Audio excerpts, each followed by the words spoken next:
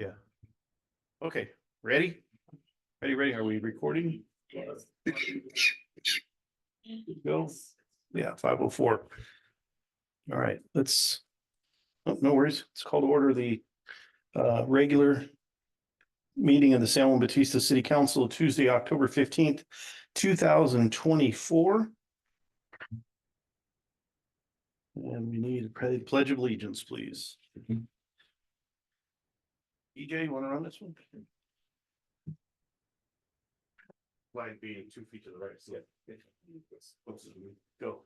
I pledge allegiance to the flag of the United States of America and to the republic for which it stands, one nation, under God, indivisible, with liberty and justice for all. Okay.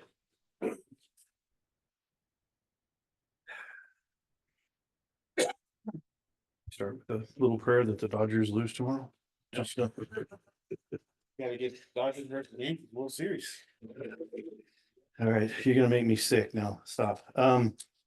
Roll call, please, Liz.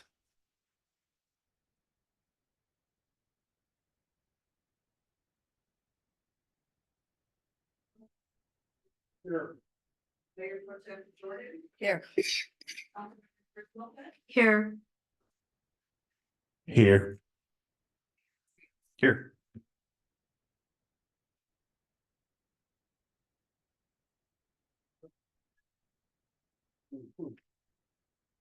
Get too many buttons in there.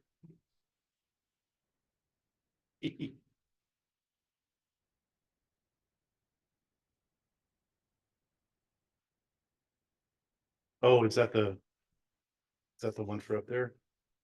You got two of them, Johnny. Okay. Okay,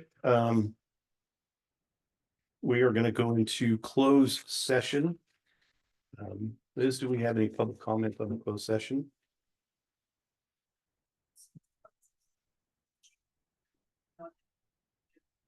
Okay, perfect.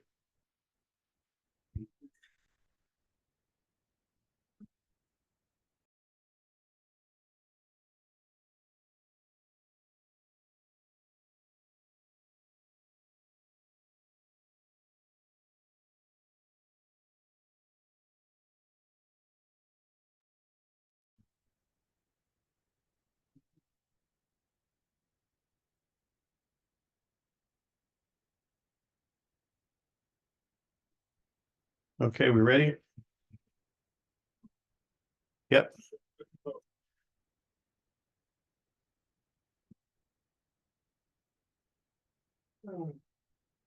How do we?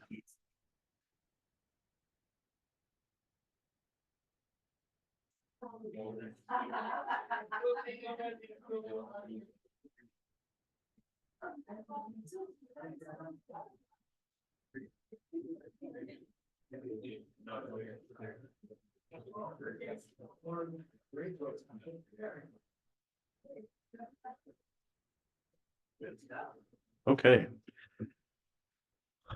Okay, we're back for the regular meeting.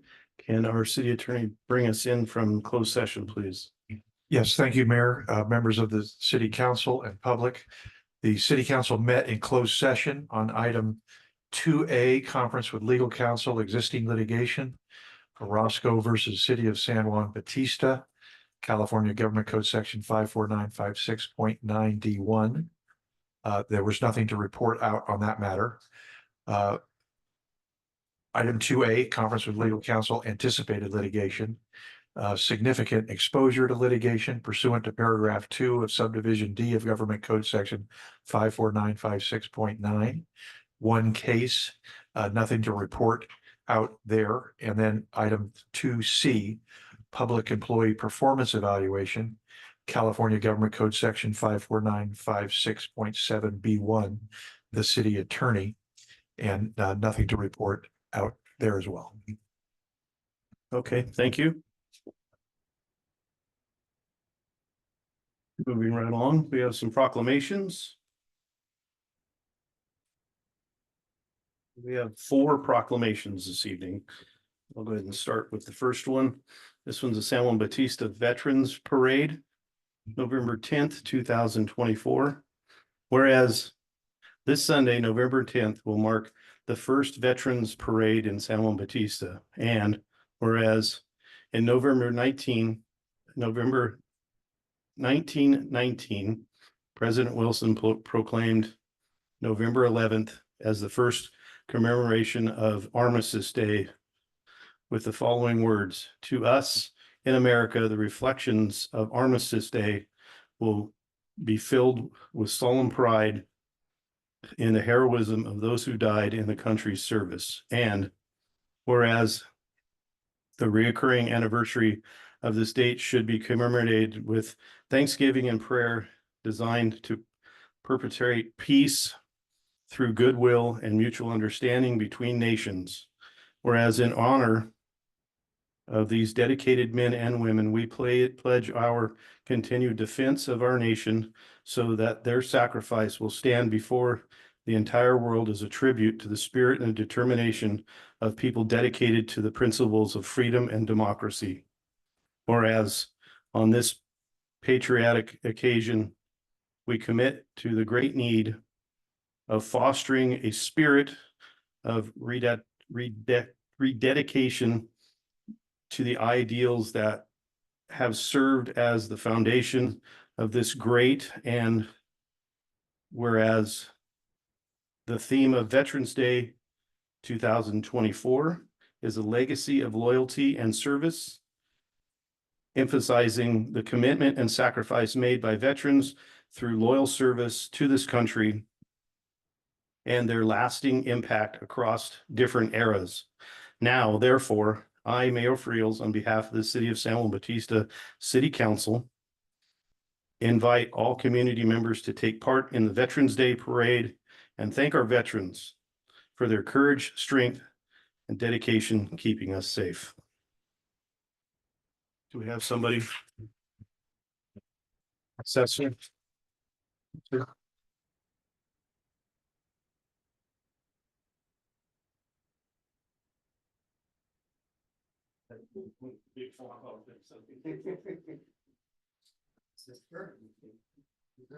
Yes. I'm a Vietnam era vet. I did not fight. I'm sorry. People. I'm a Vietnam era vet. I did not go overseas. I did not fight in the war, but I kept the planes flying so they would help the people that are over there. And we want to make this an initial. We want to make it forever. You know, we've got the whole community's involved in this. You know, everybody wants to help. We've got, you know, just people showing up, calling up, saying, we want to be in the parade. So it's going to be a good one. And thank you so much. Thank you.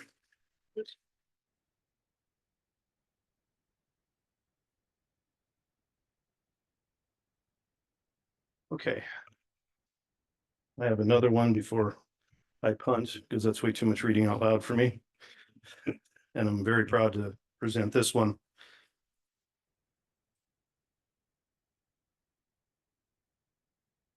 This one's titled Luis Valdez, filmmaker, founder, and artistic director of El Teatro Campesino. Whereas Luis Valdez is a playwright and director, in 1965, he founded El Teatro Campesino. It's in parentheses, it's the Farm Workers Theater.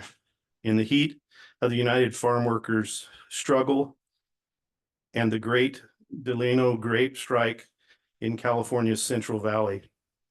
Whereas Luis' works include a wide range of plays and films that explore themes such as Chicano identity, Mexican folklore, urban life, and historical events like the Zoot Suit riots.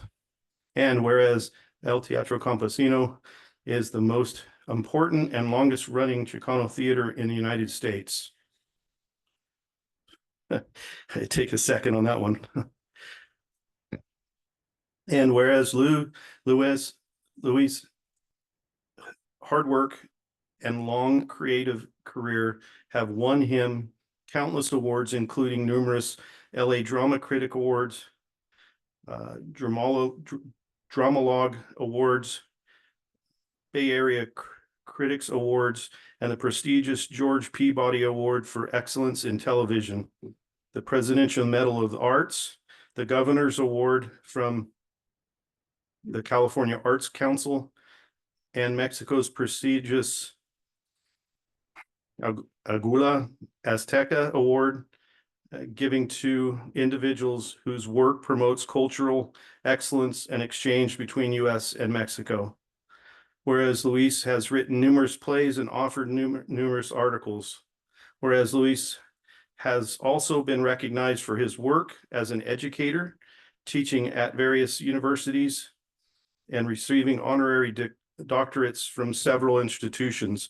Luis was inducted into the College Fellows of the American Theater at the Kennedy Center for the Performing Arts in Washington, D.C.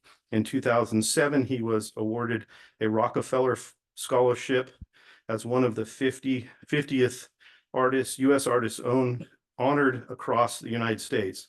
Now, therefore, I, Scott Friels, on behalf of the City of San Juan Bautista City Council, congratulates Luis Valdez for being inducted into the American Academy of Arts and Sciences and for being an inspiration to everyone in San Juan Bautista community. Congratulations, Luis.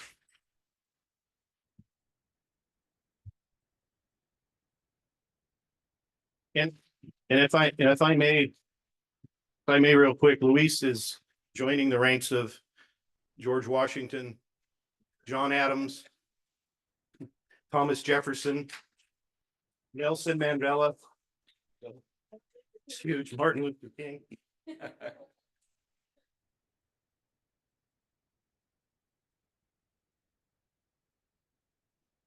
Thank you, Mr. Mayor, and thank you, City Council. It is my honor to be here to say a couple of words. My wife and I were recently at Cambridge in Boston for this induction, and it was my privilege to be able to join the Academy of Arts and Sciences. I always point out whenever we go, we travel all over the country and other countries as well on speaking tours. But one of the points that I always come back to is San Juan Bautista. And it's essential to me to acknowledge, we should all know that the foundation stones of Mission San Juan Bautista were laid while George Washington was still President of the United States. So I made that point in Boston. I told my colleagues that I come from a mission pueblo in San Juan Bautista that we love dearly. My wife and I first came here on our honeymoon in 1969. El Teatro Campesino moved here from Fresno in 1971. So we've been here for 53 years. We love this community. We believe in community. We believe that theater is a creator of community and community is a creator of theater. And that we must tell the narrative of America, that this is a country for all of us, starting with the indigenous residents of a pueblo called Papelachum. When the Spanish came here, they discovered the Mitsuen Indians here, who'd been here for thousands of years. So we acknowledge that. That's part of my heritage as well. I'm part Native American, but I'm also European. I'm also Asian. I'm also African, believe it or not. I carry all the genes of the world. And so I'm proud of that. And so I want to thank you for this honor. And I want to acknowledge my compañero Cesar Flores, a core company member of El Teatro Campesino for over 50 years, who of course joined the city, was elected to the city council and became one of the mayors. So we're very proud of his achievements, so proud of all of our members in the community that have given life to our plays. And our mission is to give life to our community. This is a cultural treasure that we have here. You know, Walt Disney created America's Main Street. We have America's Main Street right here on 3rd Street. Let us preserve it. Let us value all of the people that have come as pioneers and as immigrants to San Juan Bautista, seeking a better life in the American dream. And let's talk to each other, share our dreams, and work together toward a better future for our kids. Thank you so much.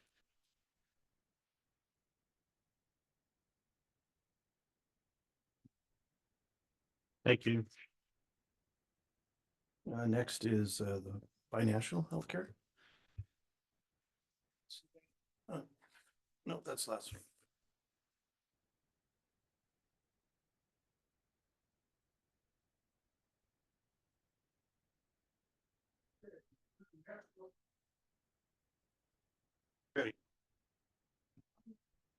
Okay. National Philanthropy Day, November 14th, 2024. Whereas National Philanthropy Day, is celebrated each year to recognize and pay tribute to those who actually give their time, talent, and treasure to their communities in order to make them a better place. And whereas in recognizing and honoring the individuals and organizations that have served as models of inspiration, we are mindful of the need coming to us, often unseen, but ever present. We must be prepared going forward to expand our philanthropic efforts and services. Whereas today the nonprofit sector affects nearly every citizen in many ways through educational, religious organizations, museums, concerts that our children attend, on school-sponsored trips, sports leagues, and clubs that enrich our youth, the social service agencies that provide food, clothing, housing, and training, and health for the underserved. And whereas the Community Foundation of San Benito County is recognizing the nonprofit sector on Thursday, November 14th, 2024, as National Philanthropy Day in San Benito County. And whereas we urge all people in San Benito County to reflect upon the meaning of the selfless giving and upon the need to recognize and support charitable causes among us and those who are champions.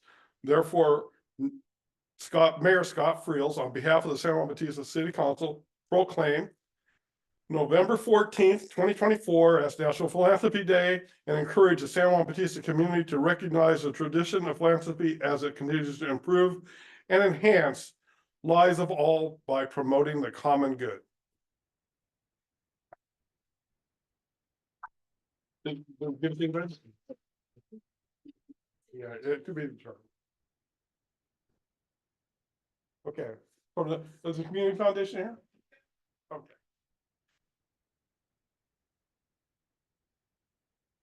Well, Thank you.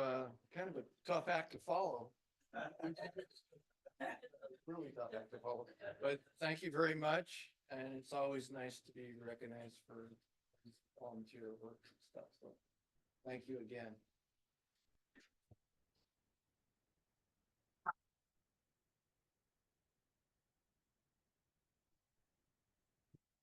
Good evening, everyone. Thanks for showing up. It's nice to see a lot of people in the audience. I'm going to read the 24th Annual Binational Health Week, October 2024.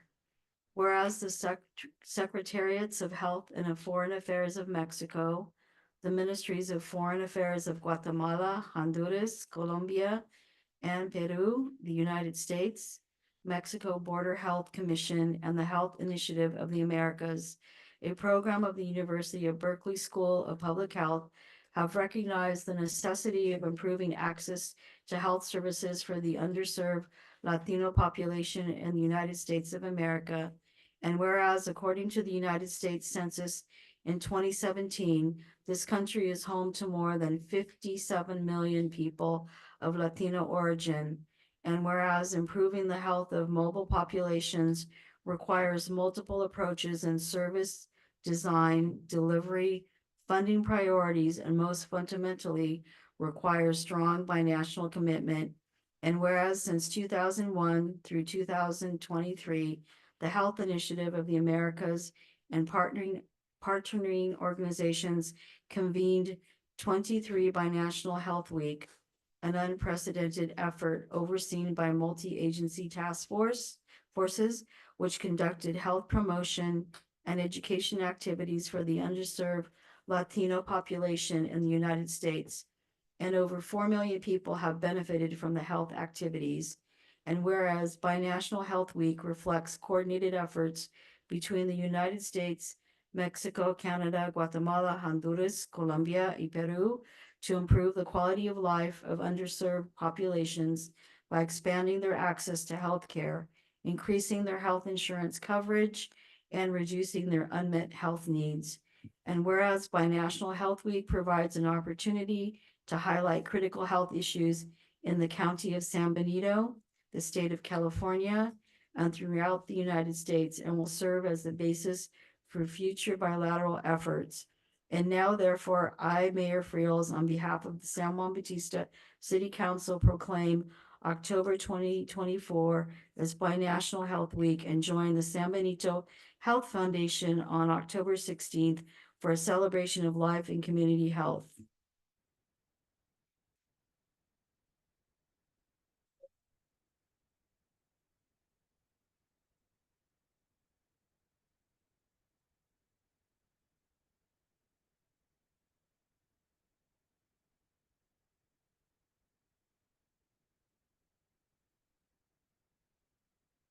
Yeah, I'm Art Testani, the board treasurer.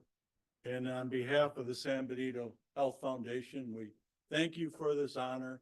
We invite you to our celebration, which will begin tomorrow, the 16th at 3 p.m. at 351 Felice, our facility. And we will be celebrating not only the health of everyone in this community, but also the recognition of some of our past members and contributors. And one in particular is the beautiful family of Robert Denzi, who is here with us from Oregon. So thank you, and thank them for joining us.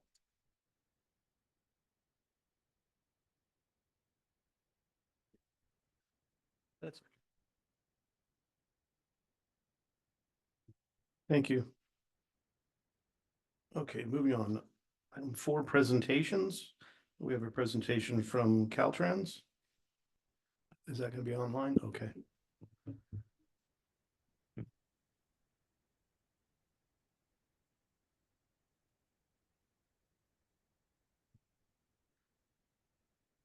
Oh, hello. My name is Kara Kong. I am representing Caltrans tonight. I'm going to be delivering this presentation on behalf of the Terry Thompson, the project manager for the State Route 156 Improvement Project. So let me go ahead and share my screen here.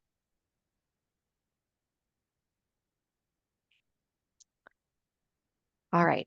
And thank you again for having us tonight. The reason we wanted to present and get in front of the San Juan Bautista City Council is to give you some important updates as to some major milestones that have just occurred, kind of a reminder why we're doing these things and kind of what's still to come, in addition to what we have seen since some of these major milestones were implemented last week. So I'll briefly run through these slides, which were prepared prior to some of the big changes we had last week with the traffic shift.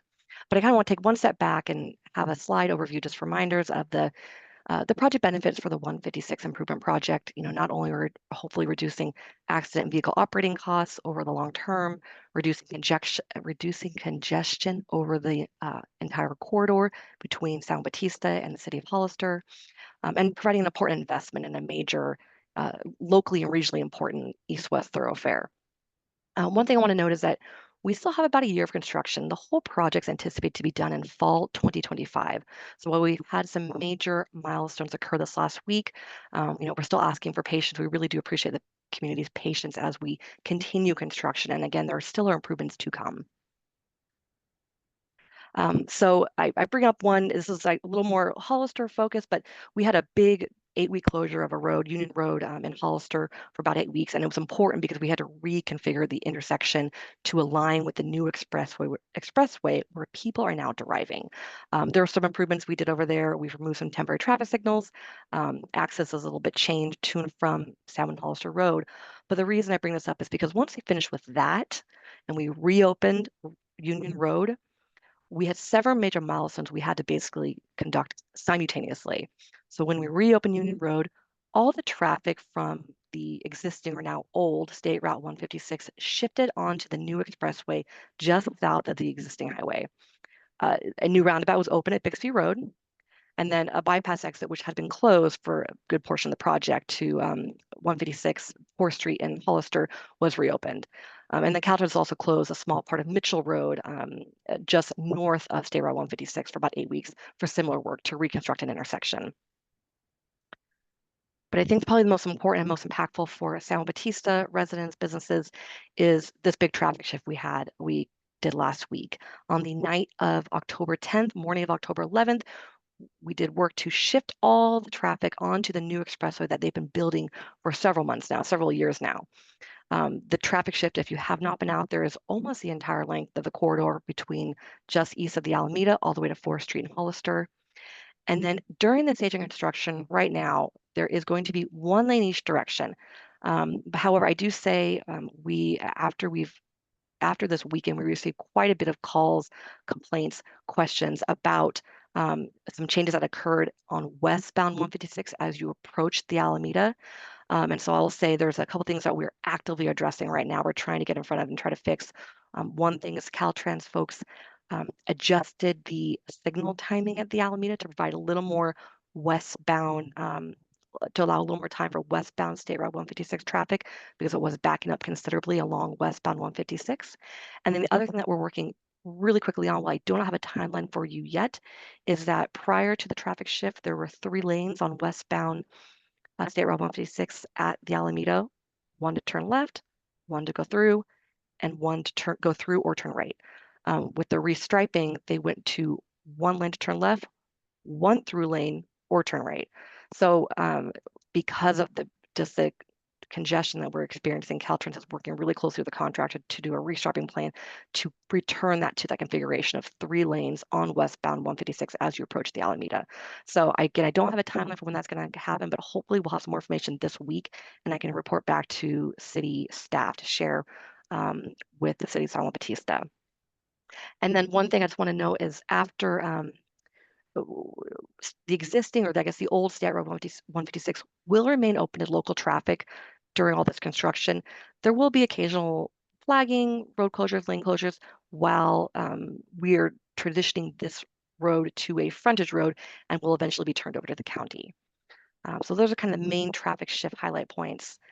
If you have driven recently, we also opened the Bixby Road roundabout, which currently has 1 lane each direction, but upon the full project completion, upon the full conversion of State Route 156, the new expressway, to 2 lanes each direction, the roundabout will also be 2 lanes each direction. And then access will also still be continued, will also still be provided to access the old State Route 156 or the new frontage road. And then I just highlight this in case for interest, we have a small portion of Mitchell Road closed over in Hollister. It's basically for about 8 weeks, similar to Union Road. We have to reconstruct the intersection to align with both the new expressway, but also do some improvements to align with the frontage road. And traffic detour is basically going up Mitchell to Freitas to Bixby. So we're basically trying to get everyone to access 156 at Bixby. And we got a little more feedback from community members over the weekend. And so we've readjusted a few key CMS portable changeable message signs to direct people to 156. So a few people were getting stuck at Mitchell Road and having to turn back around. And then the other thing probably another big priority, just for everyone's awareness, we are trying to prioritize northbound access to Mitchell Road. So hopefully if you're traveling eastbound or westbound on State Route 156, trying to get to Mitchell Road to go northbound to get access to some of those businesses, that's going to be priority. So that will not be closed the full 8 weeks. And then I just did a little slide here, just some things that we did in advance of the big traffic shift, and things we're continuing to do is and monitor as we hear feedback from the community. We're obviously doing a bunch of stakeholder presentations with partner public agencies. We put out a series of press releases. We had outreach flyers be emailed. We also did mailing to about 200 properties just north and south of 156. And then we're to continue to do social media. And then like I said, we have those changeable portable message signs that we can move around as needed. And then again, we always try to encourage people to reach out to us via our Caltrans Public Information Office phone line or email. And I apologize, I forgot to mention Heidi Crawford with Caltrans Public Information Office is also on the line. And just so she's been one of the few folks who've been receiving a lot of the questions and calls and curious inquiries. But we are listening. We are taking this feedback back that we get from folks and trying to make changes real time as we get it. So that is really the bulk of my presentation. My last slide here is just the main ways we get information out the door, just as a reminder. But if there's any questions, I am happy to take those now. And I also forgot to add, we work very closely with Binu Abraham, and she's also on the line as well tonight. So she's been kind of with us step by step. We kind of plan for some of this work. John, do you have a question? Any question? I have a couple of comments. I've traveled it 3 times since this weekend, or including this weekend. And going to Hollister, it takes about 5 or 6 minutes on the road, and it's beautiful. It works great. It's fantastic. It will be first class. I love it. Coming the other way is kind of a very different story. Takes about 20 minutes, maybe even longer. And it's due to the congestion you spoke of at the stoplight at the Alameda and the 156. And it appears to me that you have plenty of room. You just need to move the cones over and get that extra lane. And it's already paved. It's already in place. It's not like you have to do any work. So I would encourage you to do that quickly. Thank you. Thank you. Thanks for the presentation. I appreciate that you have you've heard comments from the public and have incorporated, moved, and made appropriate changes. I appreciate that you're listening and actually doing something about it. Thank you.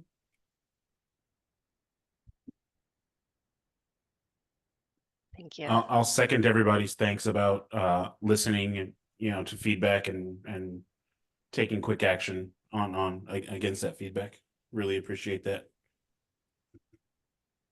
And a quick question on the Mitchell Road closure. Did you say it most likely will not be closed for 8 weeks? What we're trying to prioritize is the inbound access to Mitchell Road. So if you're traveling eastbound or westbound on State Route 156, allowing people to exit to go to northbound Mitchell Road. Southbound to 156 will probably still be closed the full 8 weeks, but we're trying to prioritize the access onto northbound Mitchell Road to help with access to some of the businesses there. Okay, that was my main concern, is that the business and that the Roadhouse is still open for business. And then as far as you mentioned Union Road, and it really doesn't affect San Juan, or you mentioned something about it, really it's not San Juan, it's Hollister. Anything on the stretch of highway affects all of us.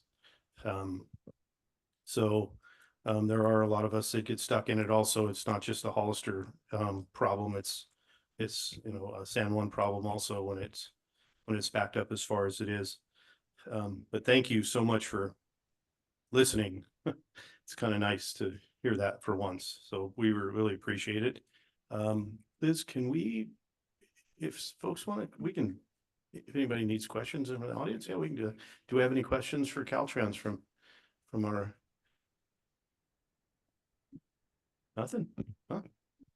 Well, good. thank you. Good like presentation, no questions. Thank you very much. Well, we will get back to you on the two that we talked about, the timeline for our restriping plans for westbound 156 approaching the Alameda. And again, just because you make a very good point, anything on the highway affects you. We'll get back to you too, just on the plans for northbound Mitchell Road as soon as we have that information. But the top priority is going to be the westbound 156 restriping. Sure, that'd be huge. Thank you. Thank you so much. Thank you very much. Yep. Okay, moving right along. We have another presentation.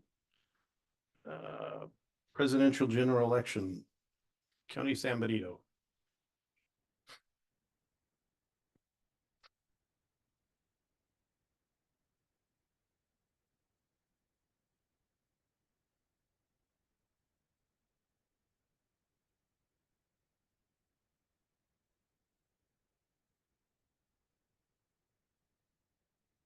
Good afternoon, Mayor, City Council members. It's a pleasure to be here at Juan Bautista, a city that I got to call my home for many years. Unfortunately, recently I had to move away, but I'm still in the county of San Benito. So today I'm here to provide you with a short presentation about the upcoming presidential election. I'm sure it's no surprise that we have an election, but ultimately I'm actually seeking your help to be able to spread the correct and factual information as we move forward in these critical next couple weeks to make sure that all members of the public have the correct information. As we all know, there's going to be a contest. There's going to be several offices that are going to be up this time around. The ones that you have here on the PowerPoint presentation are only a few that made it to the ballot. Ultimately, there were a lot more contests like a Trespinos Water District or some of the smaller school districts that either had enough candidates not to go on a ballot or to be contested, or ultimately they're going to be appointing someone because not enough people ran for that contest. So the ones that we have here are the ones that are going to appear on people's ballots. But as a disclaimer, I always like to point out, if you live in San Juan Bautista, you're going to get a San Juan Bautista ballot, which is different than that of the city of Hollister. This is a question that we tend to get very often. And for this election, we're going to have a total of 11 measures. These are separate from the 8 or 9 propositions that are up this time around. These measures are the ones for county-wide. Of course, like mentioned before, it's all about jurisdictions, which of these measures you're going to see. For example, the South Monterey County High School District affects very few people in the southern part of the county. However, for those contests like Measure A, Measure B, and Measure X, those are going to be for the most part county-wide, so the majority of people in the county are going to see those. Now, San Juan Bautista in itself is in a little peculiar situation that you may not have some of the San Benito High School District depending on the area that you live. This is one of the other questions that we commonly get as well. However, you will most likely see the Aroma San Juan Unified School District, which some of our people, our counterparts or neighbors in Hollister are not going to see. I always tell people if there's any questions, please give us a call. We'll be able to answer or provide you with your jurisdiction. An additional question that I often get that I like to clarify is, how is it that we select the measure letters? This is a very common question. Well, I always tell people, ultimately, we go through the alphabet, then we have to coordinate with our neighbors because we have shared measures. So we have to coordinate with Fresno, Monterey, Santa Cruz, and Santa Clara. Thereafter, we have to see what measure questions were used the previous years, that there's still some sort of tax or a bond being collected, because we don't want to reuse that, because we don't want to confuse the voters. Once we go through that cycle, then it's ultimately the letters that we have left. And then we have to go based on a statutory code, counties, schools, cities, and then we go down the list. And that's how we come up with the measures. It's just a standard practice. I never give the schools a letter F because I don't want to make it too easy for terms of politics. By now, I hope everyone in the county should have received their mail ballot. We mailed over 37,000 mail ballots to register voters in the county of San Benito. If anybody, for whatever reason, didn't receive their ballot by this weekend, I highly urge you to give us a call. Yeah. In addition, our office has been open for in-person voting starting October 7th. So if anybody wants to opt out from the mail ballot process, you can come into our office and vote in person, request a duplicate ballot, or register to vote as well. I'm sure everyone's familiar that due to a fire, we had to temporarily relocate. So our facility now is 1601 Lawn Way. I apologize. I know it's a little bit further for San Juan Bautista residents, but unfortunately, that's our temporary facility for at least the next 2 to 4 years, depending how planning and reconstruction goes. So beginning Saturday, Sunday, Monday before the election, we are going to be opening additional locations at St. Benedict Church, San Juan Bautista Community Center. So here in San Juan Bautista, you have your own voting center, the elections department, and of course, Abundant Life Church. These locations have been strategically located, because of population, but also because we're trying to cover all the points of the county. Whatever entry point you're coming in, this should be a location. Everyone should be familiar with this, but now we don't assign you a particular polling location. So any resident in San Benito County can go to any of these locations and vote. So if you're from San Juan Bautista and happen to be shopping at Hollister, you can vote in Hollister or vice versa. Once again, due to the fire, we're also opening a temporary facility at the Community Foundation, ultimately to try and serve those residents that are not going to read our material, they're not going to listen to this presentation, and are still going to show up to our old courthouse. We want to make it as easy as possible for them to walk exactly 5 minutes to another voting location on election day. And of course, we have 8 drop boxes located throughout the county of San Benito. Once again, San Juan Bautista has their own drop box as well. And just to give you a little bit of information, the San Juan Bautista Windmill drop box is the 3rd most popular drop box in San Benito County. So maybe you can help me encourage your residents to make that number 2 or perhaps number 1. And for this election, we're also excited to announce that we're trying out a pilot program where we're going to do mobile voting. We're essentially going to be going to the voters. We're trying out this program at Aromas, Trespinos, and Dunville. So we're trying to target our members, residents of the community. They're at the farthest points of the county. We're going to be contacting them directly, and they're going to be able to come vote, and we're essentially going to go to them. We're also working out the configuration to go to Panoche as well. But as you're all familiar, the roads aren't great. So ultimately, I'm going to be strapping this to my pickup truck, and hopefully I don't get stuck. And ultimately, that's all I have for this election. Everyone, like I mentioned before, should have received their mail ballot. If you didn't, give us a call. We're more than glad to help you. We have in-person voting. And one other thing, everyone perhaps should have received one of our mailers that we sent out. It's a postcard that's blue that has our official logo so that you can differentiate between the other brochures or mailers that you're getting right now. And that one has more factual information. You should be receiving another one in the next 2 weeks with additional information and deadlines. Thank you. Questions? Thank you. John, any questions? No, excellent. No questions. Excellent presentation. Enjoyed it. I'll use the Dropbox at Windmill so we can get it up to number 2. Let's make it number 2. Let's work together. Or 1. Thanks for that. Innovation, holy moly, way to get the vote to the voters. Well done. Thank you. Appreciate Yeah. it. I have a question. That total number of registered voters seems rather low in comparison to the actual population now. It's upwards of 60,000 and you said 37,000 registered voters. Right. So my question is, if we have newcomers to the community that relocated from say other areas, primarily Santa Clara, how, is there a mandate they have to register here after so much time living here? I mean, if it, like their property taxes don't match their voter registration, what happens? So great question. We do have a lot of residents who are moving from the Bay Area ultimately here. They are not registering. There's no mandate for them to register. Registration, voting ultimately is an option that people have.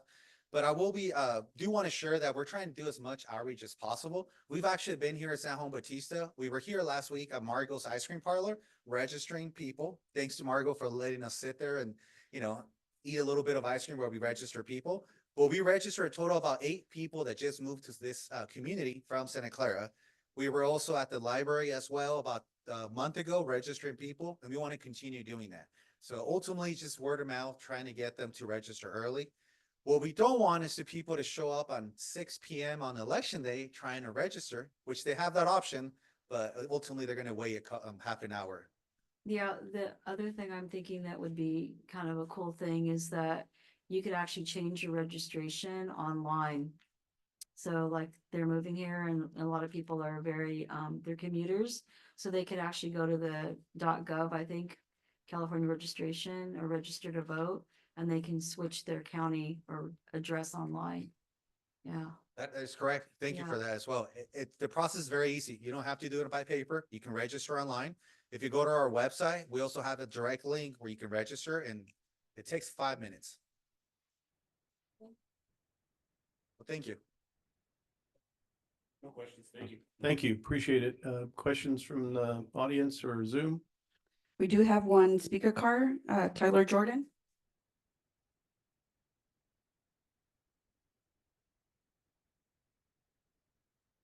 Hello, my name is Tyler Jordan. This wasn't really meant for this part. I am. Do you want to? Either way, I was, part of it does and part of it doesn't. I was going to talk about when I was walking up and down the streets talking to people, a lot of people in this community weren't yet registered or were transplants from other areas. So I'm glad Francisco was here today to explain more about that. Thank you. Any more? Is that it? See no hands raised on Zoom, Mayor, and no other speaker cards received. Thank you, Francisco. Appreciate it. Thank you. Have a good night. Yep, thank you. Drive safe. So running the gauntlet. Yeah. So we've got another presentation, Central Coast's Community Energy Annual Update. Is that going to be online also? Hello. Uh, I'm here. And okay, I was having trouble sharing, but now I can share. And terrific. Can everyone see the presentation? Yes, we Can you hear can. me? Okay, great. All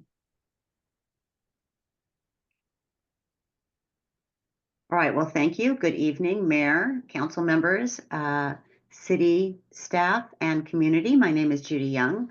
I'm the Senior Account Manager for member agencies with Central Coast Community Energy, and I thank you for the opportunity to present our annual update this evening.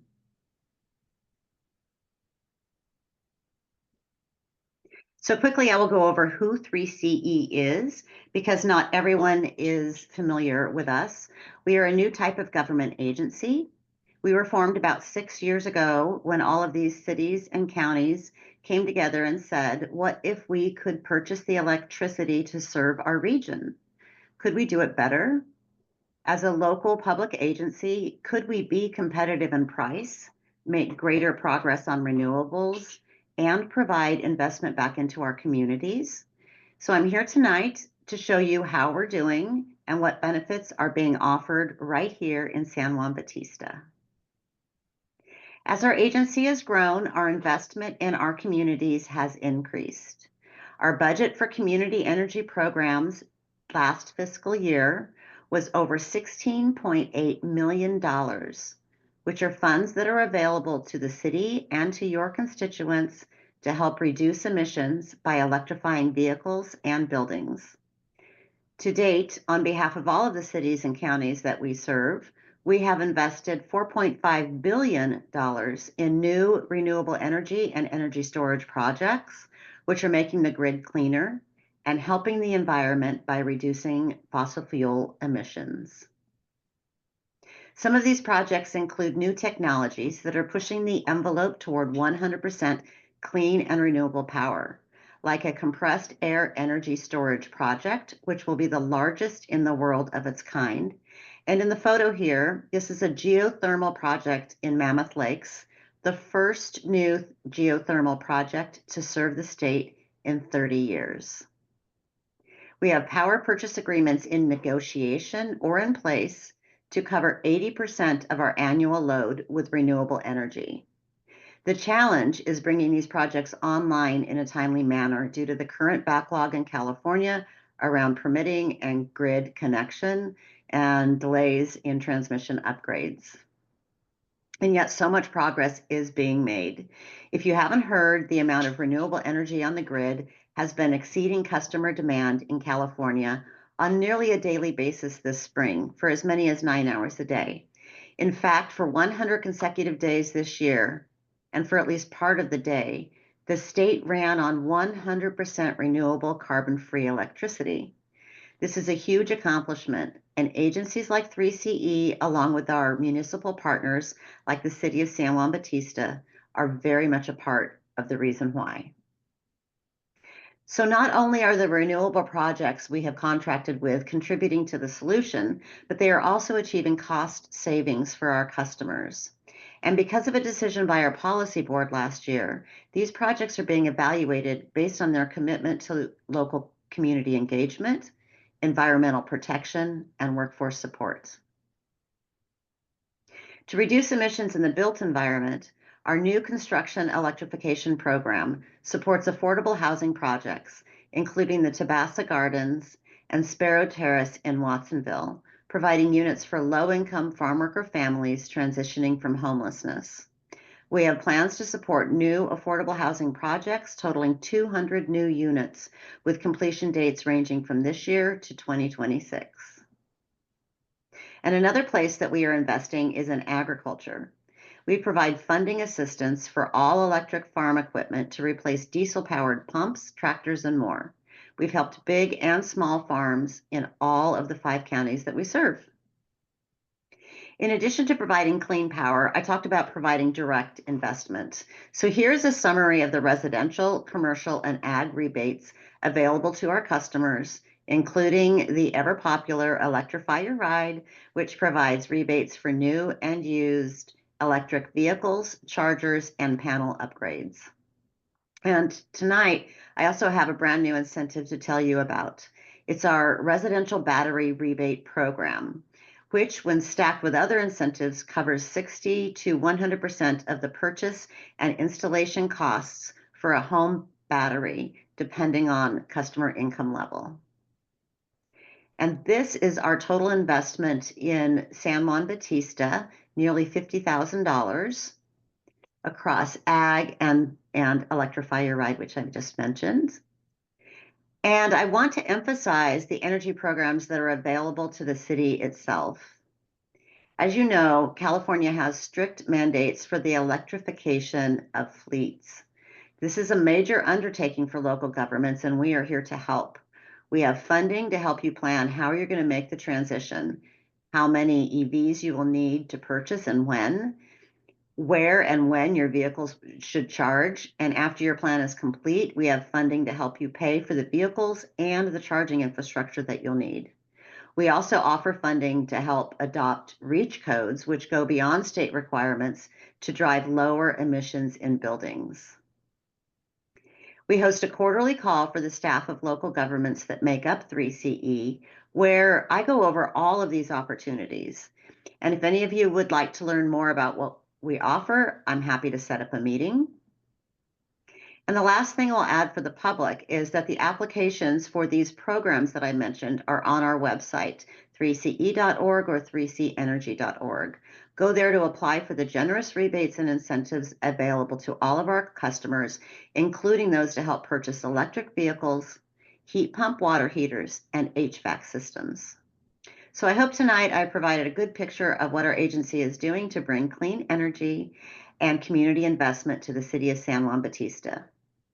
In closing, on behalf of everyone at 3CE, we thank you for the opportunity to be your local electricity generation provider, to support you, and to be your partner. Thank you so much for your time. I'm happy to take any questions. Thank you. Questions? No question.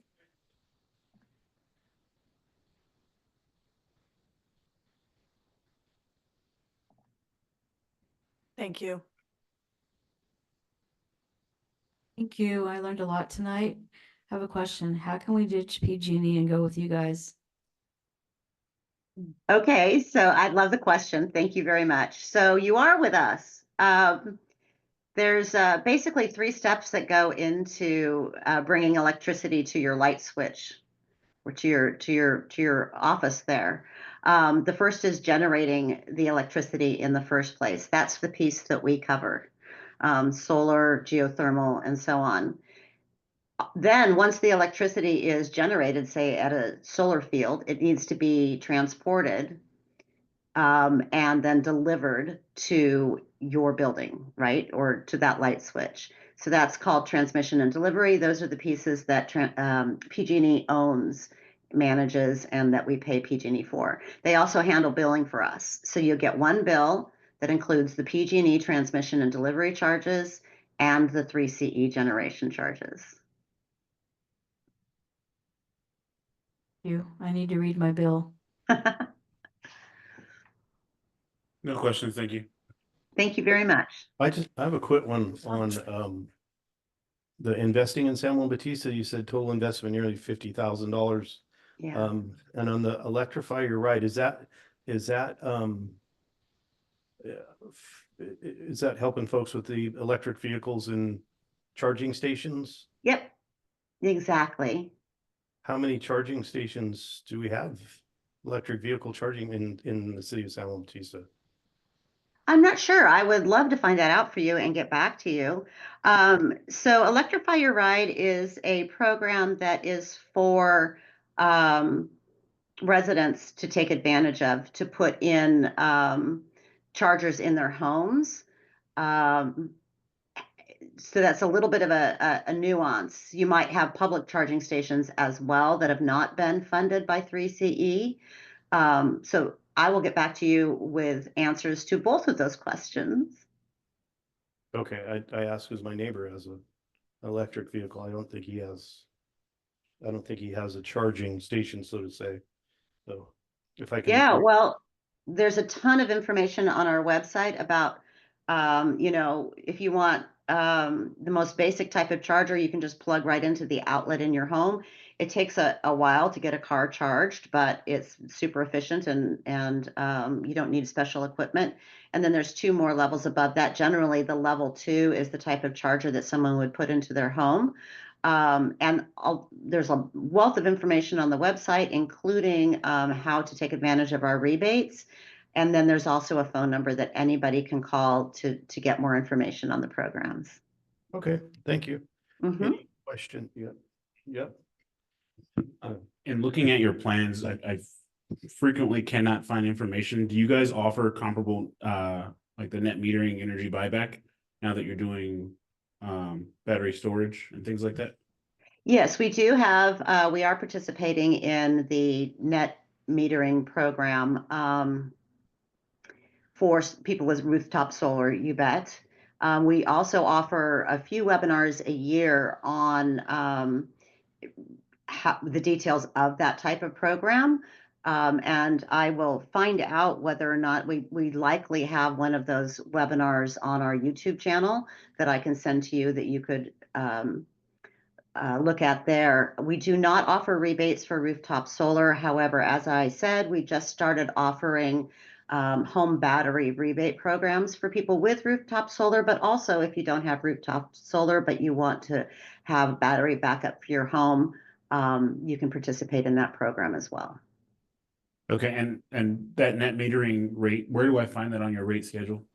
Is there a code for that that's different? I'm staring at it sure. now and I don't see it. Yeah, I'm not sure how that works. I'll have to send you information on that. Okay, thank you. If I may. On the home chargers, I will attest to the fact that the rebates come very quickly. They came within 2 weeks of me and it was $600. So your neighbor should go down and buy a level 2 charger from any number of sources, Home Depot, Amazon, you name it, just get them anywhere, and have it installed by an electrician because it takes a breaker on the panel and you can get $600 for it in 2 weeks. Okay, thank you. Liz, do we have anybody from the audience that has questions? No speaker cards received, but we do have one hand raised on Zoom. Okay. Daniel Fernandez, you have 3 minutes. Hi, I guess my camera's not working. I apologize, but that's my picture. I want to say you'll hear from me again during the open period in a moment, but I had a quick question for you. I'm at CSU Monterey Bay. We're working with the city, but my question for 3CE is, do you have time of use metering? In other words, does it cost more to use electricity at some times of day than others? Like if you're charging an electric vehicle, and is that something you administer? Thank you. Thank you for the question, Daniel. Yes, we do have rates that are time of use rates. And we have, with the battery program, we have some demand response built in where we ask you to offload your battery during those peak hours.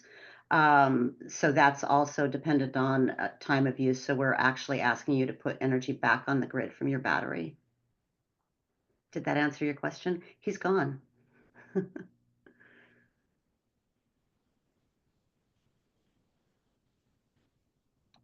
Okay, thank you. Any others? That it, Liz? Yeah, he kind of disappeared. Good, okay. Well, thank you. Appreciate it, Judith. We appreciate your presentation. Perfect. Thank you so much. Okay. Okay, next, number 5, public comment. Public comment is limited to items not on the agenda, and you have 3 minutes. Do we have some speaker cards? Yes, we do. We have Lori Tinkersley, followed by Debbie Hernandez.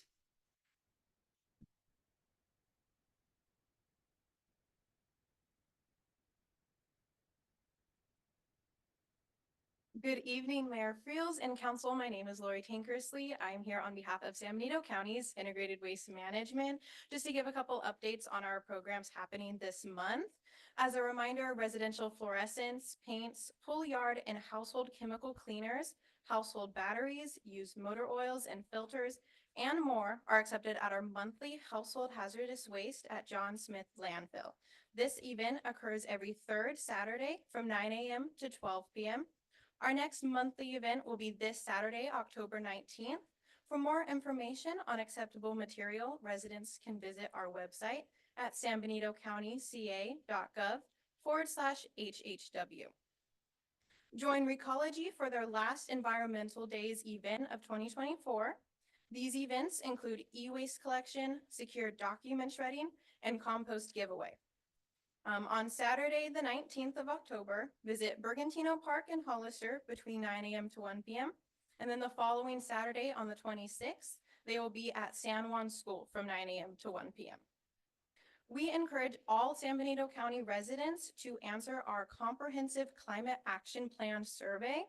We are looking for feedback on what residents feel are the most important actions to take and the hurdles the community faces. For more information and this survey, visit sanbenitocountyca.gov/CCAP. Follow us on Instagram and Facebook at SBCIWM or email us at sbciwm@sanbenitocountyca.gov to be added to our distribution list to get updates on upcoming events. Thank you. Thank you. Any questions? Questions, anybody? No? Mike, did you get those dates when the? Yeah, okay. We fight over the compost. Anything else? Debbie Hernandez.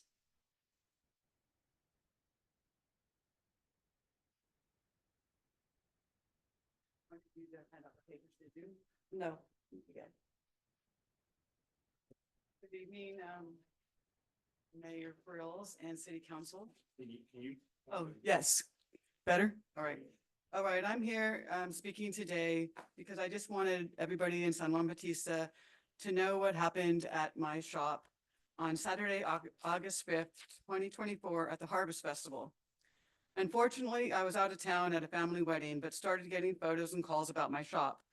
I have given you some photos so you can actually see what went on in front of my store. My questions to you are, how did this happen? Who was responsible? And what are the consequences that will take place? After receiving phone calls, I called Vice Mayor Leslie Jordan to ask her to go see what was happening at my store. By this time, Maria, who was working for me, was feeling strange, dizzy, and couldn't think, and went to the fire department for help.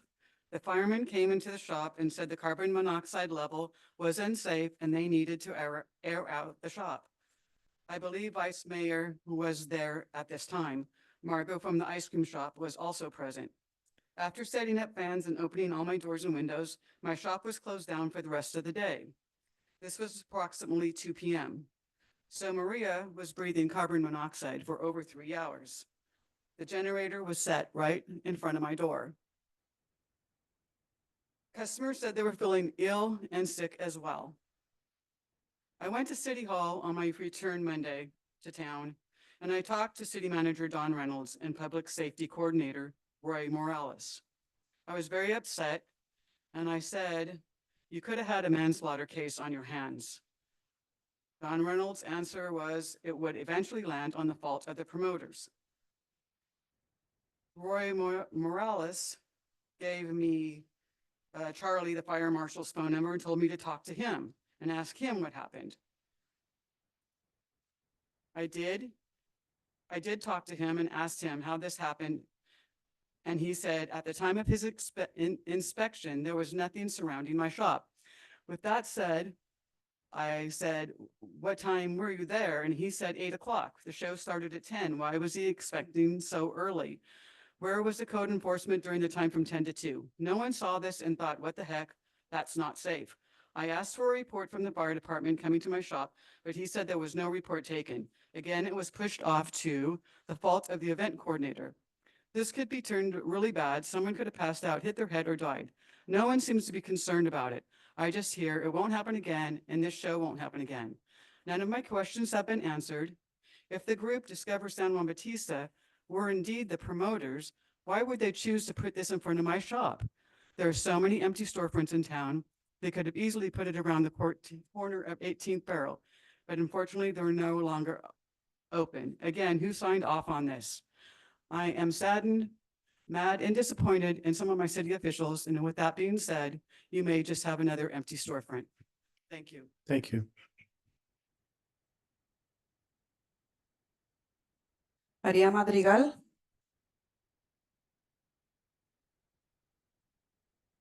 Hi, my name is Maria Madrigal, and I'm the one that was at the shop.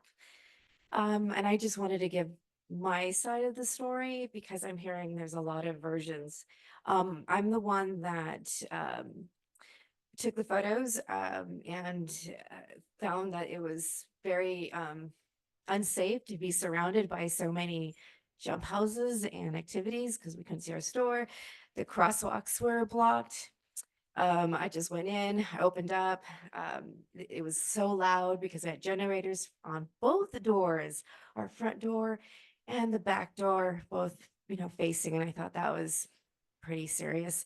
I let it go. I enjoyed the noise. I was enjoying the smell of the gas. I allowed customers to walk in. I had about, I think it was around 2 hours, 2.5, almost 3 hours in. Customers started coming to me and complaining. It was 7 people in my store at the time, all complaining that they weren't feeling very good, that the noise and the smell was really bothering them. And I went out and just sort of went around the desk and looked out, and there I'm seeing the generators right, sticking right into shooting right into the shop. And I closed up and tried to find somebody to help. There was nobody at this event that I could go to. There wasn't a first aid station. There wasn't a place where there like information. I couldn't find anybody. I went to the fire department first. They were on call. I couldn't find anyone. No one answered. You can find me on the cameras. You'll see. Went back to the shop. Again, I couldn't find anyone to help. I just walked the main street to see who I can find. That's when I saw the fire department coming back. So I started walking towards the fire station. I could tell that when I got there, I saw them backing in, and they could see, one of the firemen could see that I wasn't there for, they could see that something was wrong. I could tell because he made a face too right at me. And I showed the photos because I took photos. I was taking photos. I wanted people to see what I was seeing. And he told his crew, get the equipment, and wasn't sure what he was talking about, but he said, just get the equipment. And I guess it was the carbon monoxide equipment to measure. And when they met me at the shop and I opened up the doors, I could hear the sirens kind of going off on the equipment. I didn't know what that meant. They had explained that to me. So they wanted me to open up all the doors. So opening up the back door, and all 4 of them were following because there's 4 of them. And I opened the back door, and there's another machine pointed at the door, and I just upset. I'm upset. So I know it's I'm done. Yeah, sorry guys. Thank you. Thank you.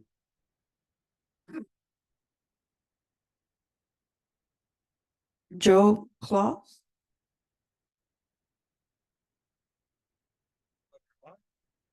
My name is Joe Claus. I'm a resident here in San Juan. I live at 507 2nd Street. And I wanted to bring up a concern I have about 2nd Street, and it seems like it's turning into a racetrack. I think we're all familiar with it if you live around here. I've been calling into the sheriff's office about this for about 2 months now, and luckily for us, the sheriff's deputies came out here pretty recently, maybe like a week ago, to set up, sort of looked like kind of a sting to capture someone. But I think it's really important that we implement some sort of speed calming devices. So I wrote up a proposal. Me and Andy Moore, we got together and collaborated on a proposal for adding speed calming devices to Second Street.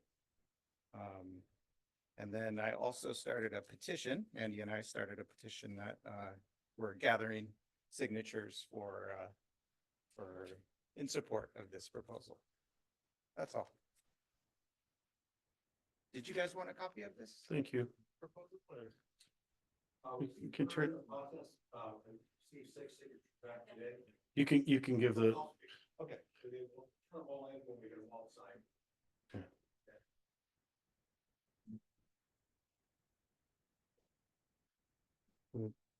anybody else? Hi, Andy Moore, 505 Second Street. I've been here twice in the last year regarding Second Street, the traffic, and even on First Street. So Joe Kloss was nice enough to put something together. I'll give you a copy of this. It's not complete. There's a page 2 that has a paragraph on it. But listen, the last couple of weeks, we've had cars going 80, 90 miles an hour down here. On Thursday night, people walking their dogs would call 911 who have never met. And the dispatchers would say, "Did you get the plate?" No, you're going that fast. So anyhow, I called Sheriff Taylor. I said, "Hey, we need some help here." Friday night, he sent 3 units out here. And they were, staged.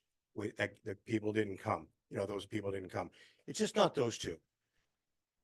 They speed up and down here First Street, and it's crazy. I don't have kids. There's a lady who has 3 or 4 kids that live right next to the city yard. And she goes, "I'm glad you came by and had me sign this because I'm worried about my kids." The kids, Friday, Saturday night, they go from the community center to the park. They don't think, they jet across the street. I'm telling you, somebody's going to get killed. You guys need to address the city manager. I don't know what his allocation is to spend money without your signature, but start putting mats out. Please. I mean, I don't, they say, "Why are you doing this, Andy?" I said, "I don't know. I don't have kids, but I'm sick of, people going up and down here, speeding." And even on First Street, they jet out. But everybody comes by the house and they said, "You know what? We're glad you're doing it." We haven't had anybody say, "No, we're not going to sign it." Like I said, I got 7 signatures back today. And hey, I don't know what to say. I don't blame the sheriff's office. The sheriff's department, like I said, was nice enough to send 3 deputies out, 3 units Friday night. But, the cars we were looking for weren't there. It's usually midweek, but there's other cars. So, we need some sort of traffic tool, and we're not going to get it from they don't have the personnel. So the mats, if we put the mats out, maybe that'll help. Okay. And even on 4th Street, the ones that were put in back in 2012 on 4th, they need to be revamped like the ones in Ridgemark on Lanini and Ridgemark Drive. They're asphalt, but they're more abrasion, because they just, it's like a ride. But please, you guys, I came here, I never heard from any of you people. I never heard from the city manager or anybody until this thing kind of got out of control. But trust me, everybody agrees, everybody has things to do. So I'm here, I'm asking you people to do something. I ran on Bonito Link, Lone Tree Road off of Fairview. They're putting in mats. If you go down Lone Tree, right off of Fairview. And I was talking to the deputy this morning. They called, the sheriff's office called. He goes, "How do you know that, Andy?" I said, "Well, I read it online." But anyhow, you guys need to step up and help us. Somebody's going to get killed out here. Even I'll finish up by saying this. All these kids that come in from the districts all over the, Central Coast or the Valley, the teachers say, they don't know who I am. They say, "Do you guys what do you do about the speeding?" They got the 4th graders. But hey, please, make this a priority. First Street, Second Street, maybe redo the ones on 4th Street. Mr. Moore, thank you for your time. Thank you. Got it. Thank But, you. Thank you, sir. Anyhow, Thank you. I can give you this and we're gonna. Give it to could you please give it to the city clerk? Page 2 on it. Thank you, sir. Thank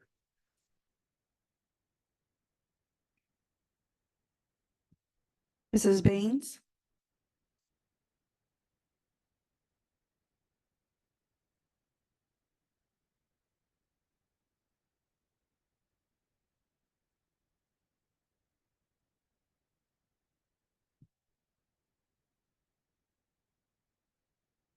Good evening. I'm not a public speaker, so bear with me. I would like to first apologize to you, Debbie, for any inconvenience or problems you weren't aware. Our goals were to sponsor, can you hear me? Sponsor events for our community and to bring positive awareness and life to our unique community for the betterment of us all.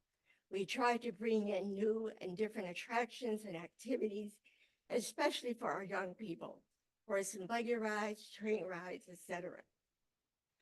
We have not, nor would we ever do anything to deliberately harm our local businesses or our community.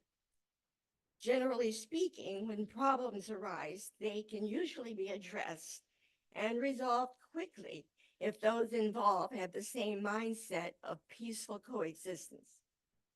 Over the years, I've become well acquainted with the machinations of some members of our community and try to avoid any semblance of conflict. However, I have also found that that does not always work. I have a written statement from the vendor in question. Their statement puts the behavior of one of our city officials in a negative and unfriendly stance. In order to put some minds at ease for the future, our organization had determined prior to the Harvest Festival that this festival would be our final street fair. However, we are simply charting a new course to bring life and sustainability to our community, which has always been our main goal. Thank you. Thank you.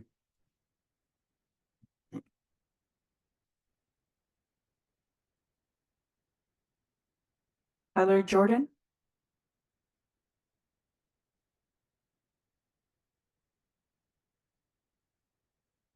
Good evening, Mayor, members of the council, members of the public. I just wanted to introduce myself. My name is Tyler Jordan. I go by Floppy. I am on the ballot for this next election for one of the open seats here in council. I just wanted to reiterate, and I turn around. I've been hearing a lot of issues with this going on over here in San Juan Bautista, and I know I can't make any promises or anything like that, but I do wish to help everybody and make some positive changes in this. So, thank you. Thank you.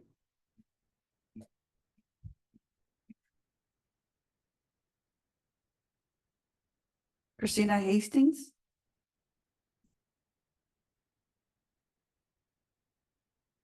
Hi, my name is Christina Hastings, and I actually have the letter from the vendor in question, describing their side of the event. October 5th to 2024 Harvest Festival, San Juan Bautista. We set up on Saturday morning, the bounce houses and the electric train. After 12 p.m., we noticed a fireman by the games. We moved the generator.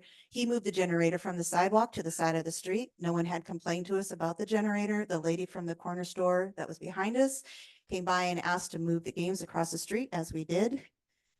We did as she had asked. She did not mention anything about anyone getting sick.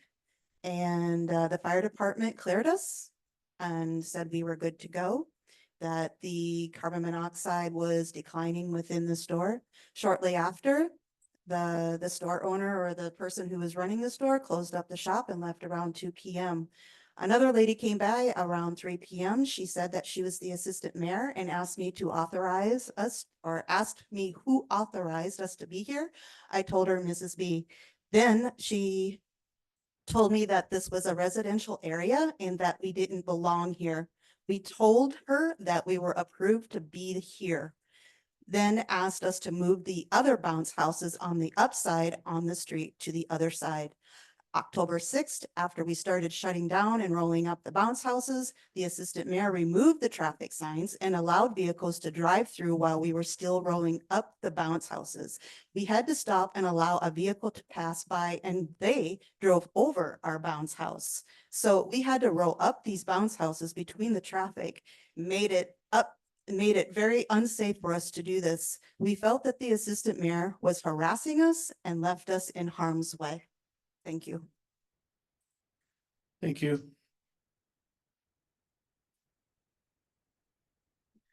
We do have 3 hands raised on Zoom, Mayor.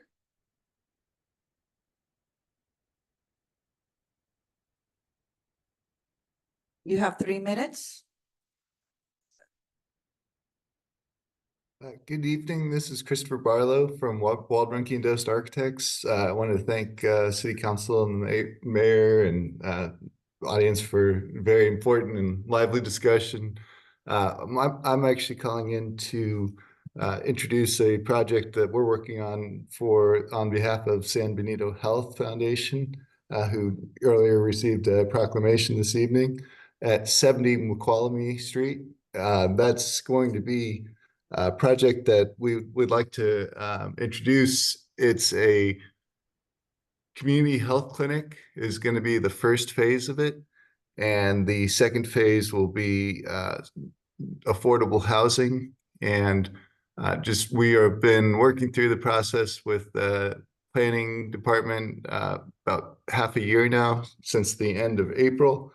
And I just wanted to let you know that we were excited to hopefully get it in front of City Council by the end of the year. Thank you very much. Thank you.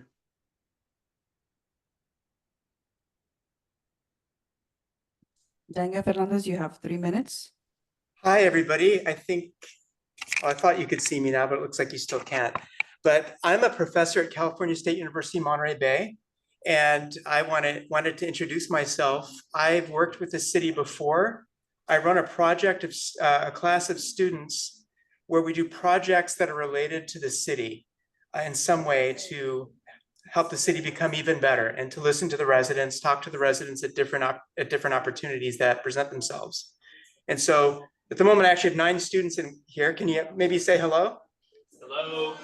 So you can hear them in the background there. They're listening to the city council presentation. So we actually have an additional 10 people remotely right now listening. But my students are planning to work on several projects in the city involving the possibility of a new park. So they're working with your recreation person, Caitlin. And another group of students is also looking at water rates and trying to get input from city residents and provide information to the city residents about water rates to really try to enhance the communication that can happen between the people who run the city and the people who live in the city. And I think every city needs that. So we've been working with different cities and different municipalities for the last 10 years, and we look forward to continuing to work with you. And you will see some of my students perhaps over the coming weeks. They have to be done with their projects by December, but we'll be working with you in different classes throughout the year. So I just wanted to introduce myself and say hello. Thank you. Thank you.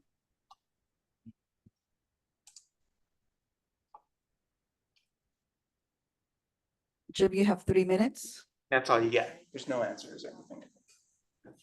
Yeah, good evening. Thanks for providing the public forum. Just some questions. This goes back to the traffic mitigation and some of the problems that were alluded to from the previous speakers. There's recently been social media commentary and a lot of talk about one or more vehicles running through town at high rates of speed. Allegedly a black Mercedes or something similar, or maybe some other vehicles. Anybody who's on social media has seen this. I'm sure the city put out a notice that they're looking for a vehicle of this nature.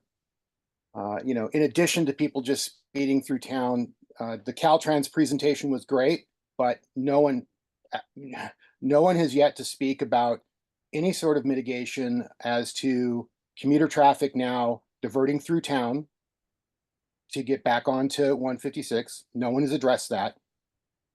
Still, to this day, no one has addressed ag semi-truck traffic running through town, destroying 3rd Street and the streets surrounding it.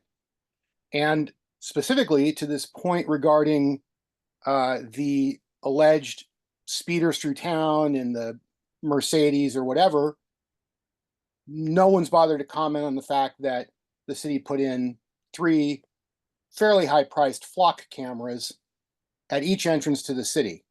So I find it very difficult to believe that this individual, who, by the way, in social media comments has been coming in from, might be from Anzar High School or has been coming in to the north end of town where there's a flock camera. Nothing has been mentioned about whether there's been any footage captured or any sort of suspects identified from the flock camera system, which the city paid for. So I would hope that local law enforcement or the city council would speak to this tonight. And if they don't speak to it tonight, then it should be an agenda item, because I think the residents deserve to know an update regarding this, particularly given the cost of the system and the fact that we've heard nothing about it since it was installed. Appreciate the time. Thank you very much. Thank you. Any more on public comment? No other speaker card. Oh, never mind. There's one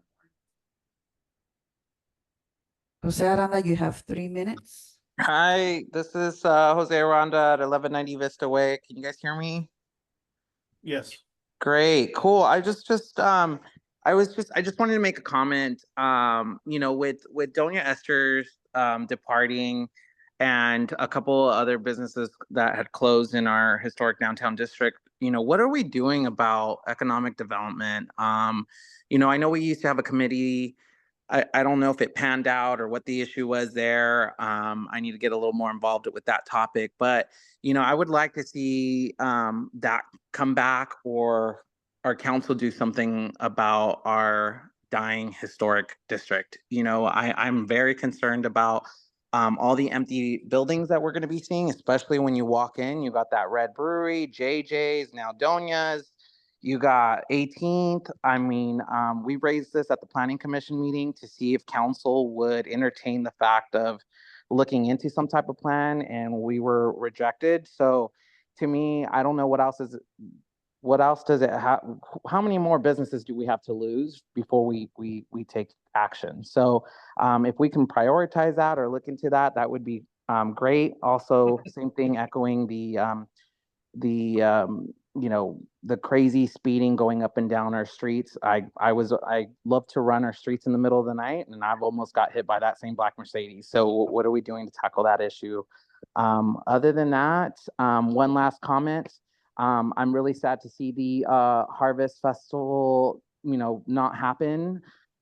Anything that helps our town bring people into town, I think is a really good thing. And I would love to see the cities step it up and be, help whoever it is put on a festival that helps us bring people into town. So whatever it takes to do it, let's get on board and let's all work together.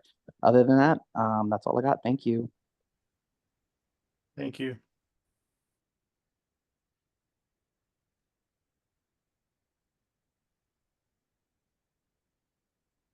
That's it. Okay.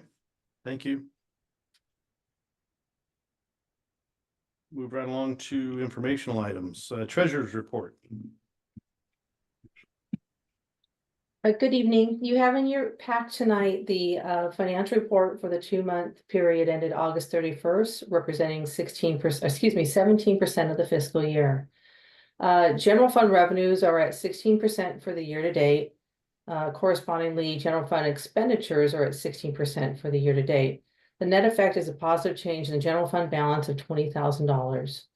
Water enterprise fund. Enterprise fund revenues are at 19%.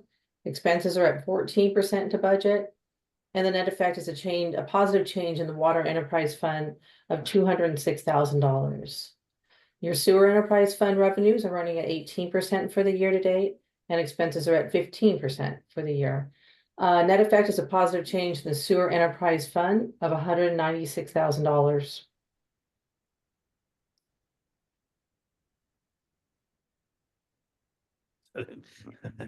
Any questions, John? Questions?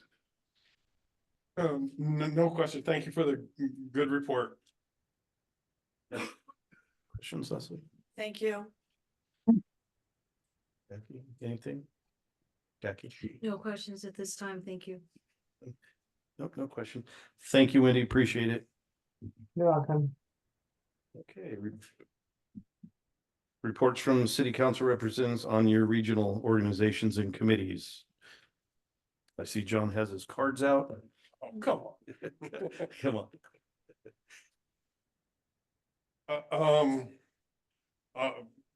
Back in the last week of September, 3CE had its big annual meeting. Ms. Young went over most of what we talked about. We passed the budget. When we did some other administrative things, the big thing is it was held at Seascape Resort in Aptos, and on a Thursday night dinner, we honored Bruce McPherson, who was really the driving force and founder of 3CE. And Arnold Schwarzenegger called in and congratulated him and everything. For those of you who don't know, Bruce McPherson, who's now county supervisor for City of Santa Cruz, during Arnold's term as governor, he was Secretary of State for the state of California. So he became good friends with Arnold. So Arnold was not there in person; it was via Zoom. But he is a funny guy, even on Zoom. That's what I'll say about that. AMBAG met last week. The big issue, or not the big thing, was we passed and approved the growth forecast for the Tri-County area. San Juan Bautista is scheduled for the next 5 years to come in at just a hair under 1% growth. It looks like if I could show you the spreadsheet, each year is like 6, 7, 8 new people. The growth rates are very low for Monterey and Santa Cruz counties. They're actually in a negative growth rate, which means they're losing people and not gaining people. And there's a couple of important reasons for that. Immigration, which is defined as out of country into this country, is down, at least in California, way down by 70%. The death rates, which we don't like to talk about for kind of obvious reasons, especially those older folks, are staying really steady, and the birth rate has dropped like a rock. So the statistician will tell you that means lower growth. What? Yeah. Okay. So we passed that that thing. Last, I'd like to talk about on September 28th, an organization I belong to, and several people here in oh, they left. Okay. Anyway, Balanced Access had its big party for celebrating their PUC grant of $20 million. It took place at the Hacienda de Leal. We had people from the PUC, Public Utilities Commission. They gave the keynote speech. It was attended by about 140 people. It was, I consider it a big success. So everyone had a good time, and the hotel looked very nice, I must say. Thank you. Thank you. Oh, are there? Anything, Leslie? We got. I was very sparse in my meetings this past month. LAFCO, the biggest thing was we extended our offer to the deadline on for special districts to come into LAFCO. We hadn't heard from, I think, all but 2. So we extended the timeline to decide whether they wanted to come in or not. That's all I have. Thanks. A quick question on your special districts. This is something really important to get all these districts under one. I mean, it's a unified voice, right? Yeah. It's advantageous. Absolutely. From the smallest of special districts like the San Juan Bautista Cemetery District to bigger districts, the hospital, Sunny Slope, for everybody to have a voice at the table. Yeah, it's huge. Yeah, I remember South Nevada Water consolidated everybody. There must have been 100 different little mom and pop co-ops, and they were actually had a strong enough voice to fight back LA County. So yeah, it's really important. Places like Tres Pinos who don't have a say could have a seat at the table. Mhm. True. Yep. You, nothing to announce? Okay. Anything? I also have nothing to announce.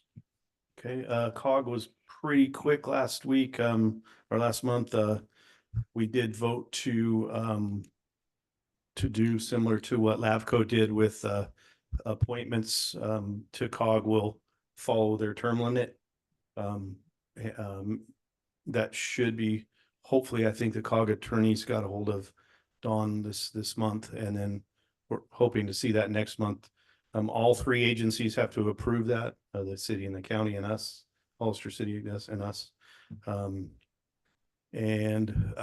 Just some more updates on 25. We did have, I'm not sure if I announced this last time, but we did have another open house and we had all the big hitters there.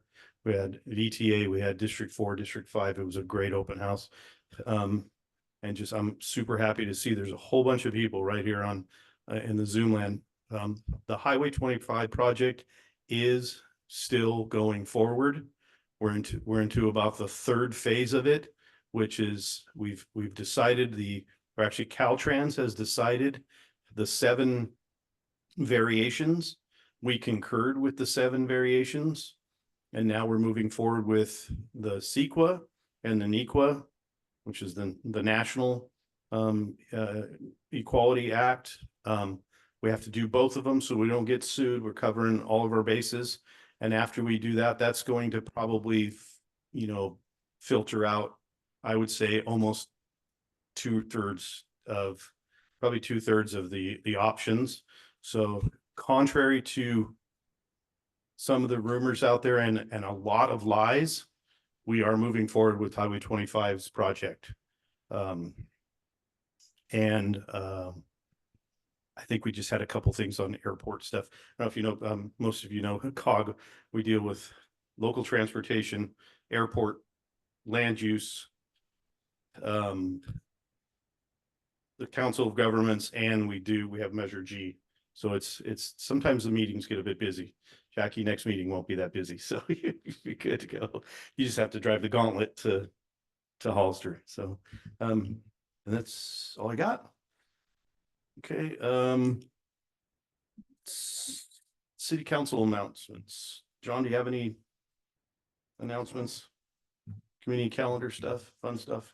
No, integrated waste management stole my thunder. I was just reminding everybody that you can take your old electronics, batteries, hazardous waste, paint, spray adhesives, things like that. And also you can pick up compost for your garden, and that's free of charge. Everybody except for Mike Ponce, you can get the compost. You take Leslie. Oh. Tomorrow will be the next Council of Government meeting at 4 p.m. I'll be sitting in for Mayor Friels as an alternate. And then I believe on October 26th, Saturday before Halloween, there will be the Teatro or Jardines Dia de los Muertos celebration. Ghost Walk's coming up. Also a local community member, Sandra Ricci. She also hosts a Dia de los Muertos cemetery procession and celebration with usually Aztec dancers around dusk, 6-ish. I'm not sure on the date, but that's all the end of the month. For those of you who are interested in hearing, this is the proper time to talk about it. We had the elections officer here. For some of those measures, I do know that Measure A, there'll be a pro and con presentation next Monday, the 21st at the Aromas Grange. Anything? Nothing. Thank you. Just a quick reminder for everybody. I'm super happy to see a lot of people.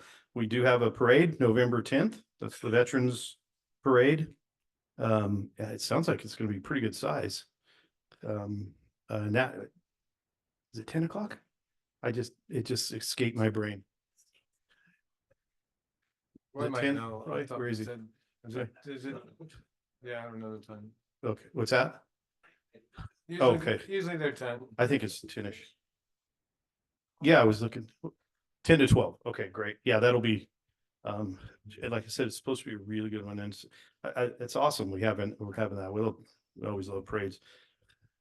And then, well, since we'll be meeting after Veterans Day, since I just want to say something that Liz's youngest son just graduated from the Air Force basic training. And now she has 2 sons in the service, one in the Navy and one in the Air Force. So Liz, thank them for us. Good, safe places to be. But he lost too much weight, didn't he? So, okay, moving right along. City manager's report. Thank you, Mayor Fields, members of the city council. I think we'll start with Roy's report and the fire chief. Okay. We'll start with public safety since that's been a big topic tonight. And I know that Roy more than able to respond to some of the questions we've heard. The council's interested. All right. Good evening. For September 2024, we had 0 fires, so that's good. 0 fires, San Juan Bautista, let me clarify. 12 medical calls, 11 vehicle accidents. We conducted 5 inspections. Of the vehicle accidents, all of them were outside of the city limits of San Juan Bautista.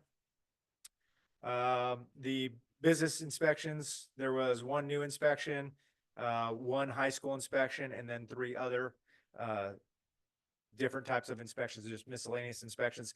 Since I am here right now, I figure I'd address what's going on out in Dunville, just to give you guys an update. If you haven't seen the news, last night, around 6:45-ish, we got a smoke check in the area of Dunville Market. While crews were getting ready to head out there, it got upgraded to a wildland fire. There is a green waste recycling facility out there that is on fire. It's stacked very high. And so crews got out there, initially tried to battle the fire. There's not a good water supply out there. There's really nothing we could do to put the fire out. But there was also no threat to public safety. So what we did is we drew our crews back. They went into a structure protection mode. The fire is basically, if you think about like a fire pit, it's all burning in the center and basically burning down. My biggest concern when I got back into town last night, was the ember cast that was there. The property or business owner was working to try and mitigate some of the stuff going on there. We monitored it throughout the evening. We sent crews back in case we needed to battle the fire. We left 1 crew there all night long and through the day. Our biggest concern being more around the time of early afternoon when the winds would kick up. By that time, there was no ember cast. At this point, we're just letting it burn. There's not really much we could do. If there was a threat to public safety, we'd be calling in water tenders from every county surrounding us to try and battle that. But since there's not a threat to public safety, we're allowing it to burn. The smoke doesn't appear at this time to be causing any issues with anybody. So we're just monitoring the situation and expecting it to burn for at least the next couple of days, if not a week or more. So any questions on that? Questions? I don't really have any questions. It's a compost facility. Compost by itself generates a lot of heat and often self-combusts. There's a Z-Best, which is another big compost. It's in Santa Clara County, but it's off of 25. It's caught fire at least 5 or 6 times in the years I've lived here, and they kind of just let it burn. Yep. Thank you. Typically I do a shout out to the Coop, which I am very thankful for. But this time I'd like to do a special shout out for Station 2. Fast response, super guys. I appreciate all of them. Thank you. Yeah. Personal right there. Personal, yeah. Personal. Thank you. I have just a couple of questions, Chief. So the business site review, Spoke Point, I'm not quite understanding. Parking lot? The Smoke Point parking lot? Yeah, what is that about? You know what, I don't have the details of what those inspections are. I mean, I know what the Knox box review one is, but I'm not sure what the Smoke Point parking lot one was. Okay, and then the vehicle accidents that all happened all outside city limits, are they on the west side of the county, closer to us, or where were they at? These vehicle accidents are all what would have responded out of Station 4, so it had been. all Okay, of so the they're district. all in the same, Yeah, sorry, these calls are all tied directly to Station 4. Station 4. Yeah. So more on the west side, or are they kind of going like halfway down 156? I mean, towards Hollister, I mean, where are they at from here? I would have to look at the calls That's okay. specifically to Okay. know, but generally the calls at Station 4 runs that are outside of San Juan Bautista are usually tied to 156, and sometimes they're tied to going all the way down into Romas Tri-Counties area. So where our county ends, our county lines like Aromas, that. Yeah, a lot of okay. times they go on auto aid to those. And I don't know where these ones actually occurred. I Okay. just know that they came out of Station 4 for those calls. Okay, thank you. Thank you for the update. No questions. Thanks for the update. Yeah, I saw that compost fire and so those ZBS fires, I went to every one of them. They were terrible. Yeah. You just can't get that smell out of your turnouts. You know what they did at ZBS? They put nets up, windscreens, and as soon as they did that, it stopped the fires, which was, I was just like, I can't believe that's gonna work, but it worked. So yeah, I feel for your guys out there on that one, and I saw you had a bunch of mutual aids, so thankfully for our partners all around the area. Yeah, we had Monterey County came in, Cal Fire came in. Generally, the way to put these fires out, if you are gonna put them out, would be to be able to spread the material out so you can reduce the heat load, so our fire streams would be effective. Unfortunately, in this business, there's nowhere to spread it out. So that's why our main concern is just making sure it doesn't catch anything else on fire. Yeah, so they suck. So thanks, Chief. Appreciate it.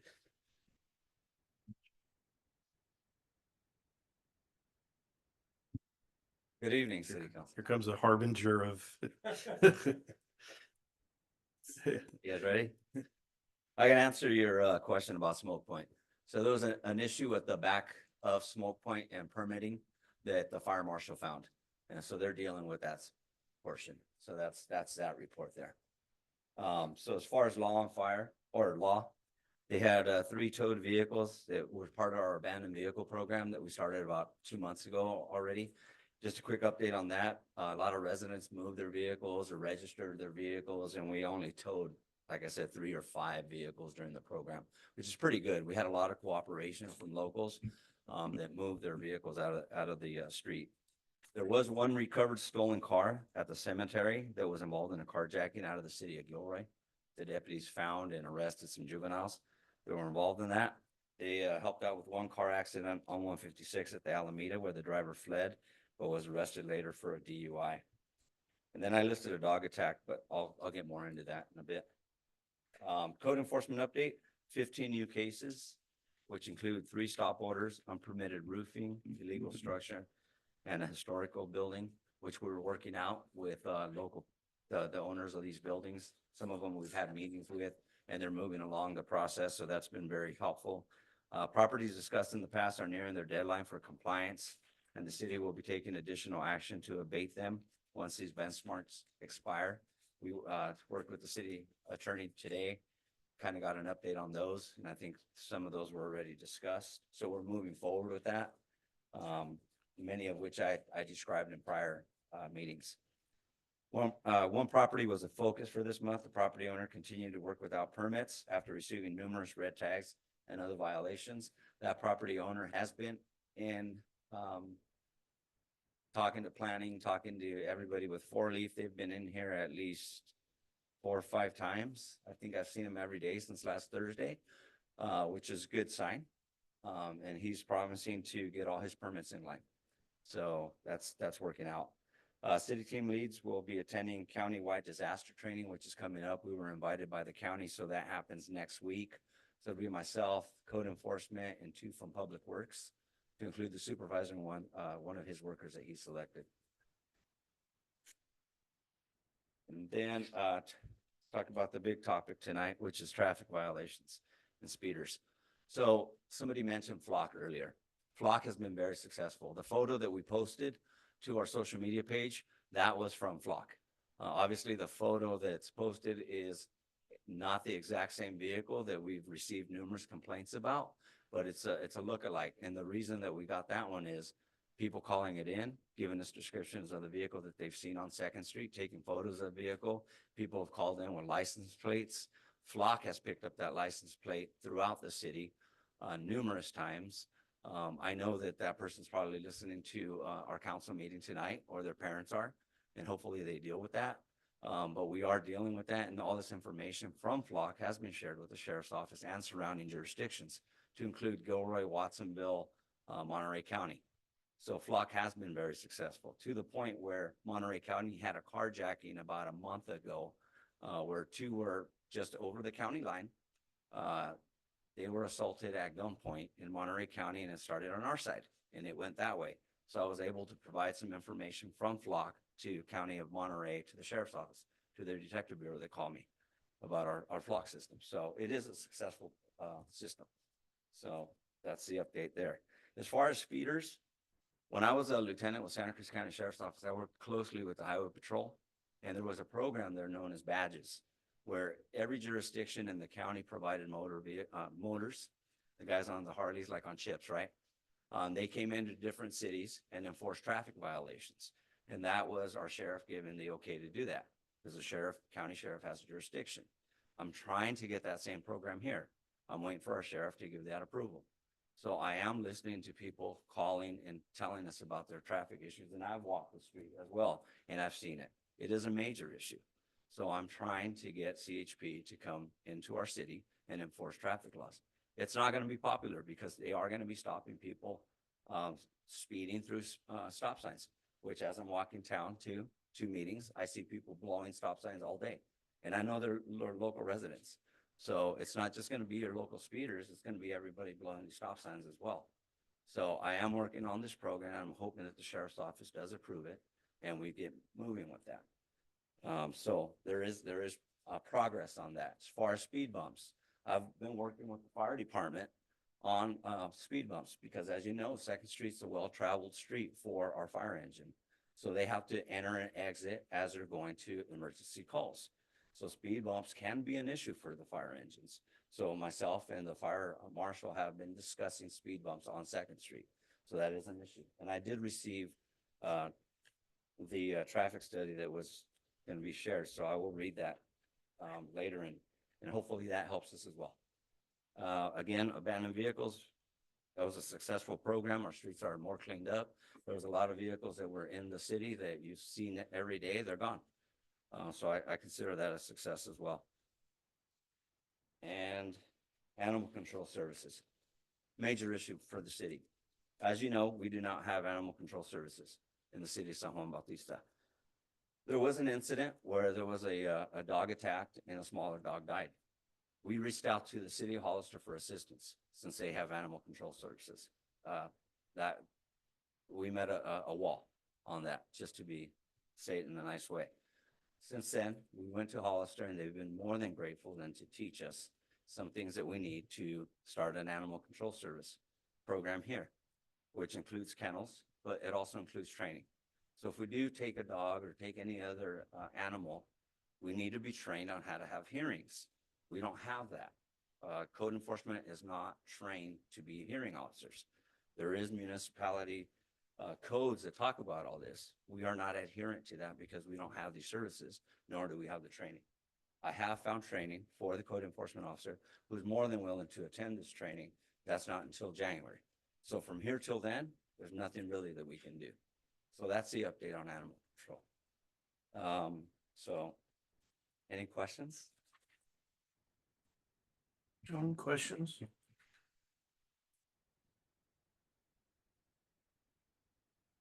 No questions. Thank you for the update, and I appreciate you reminding us on how the flock cameras are working, and to help you guys out. Thank you.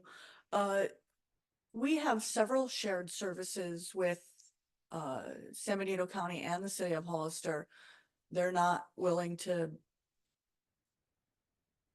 No. Thank you. even know. Okay, thank you for that. Disappointing. I'm appreciative though that they are offering some services for training and whatever else we need to take care of this. Thanks for working with the sheriff's department too. Something that it's been discussed for a very long time. And one of the very first things that he said when he came into office was, I will. And what we heard tonight was that it hasn't. So I appreciate you going after that and getting CHP in here who can. And then last month, 5 weeks ago, I think we had an early meeting last month. We talked a lot about houses or properties that were in disrepair, and how far out are we into remedying those situations? And there was another one with a permanent food truck.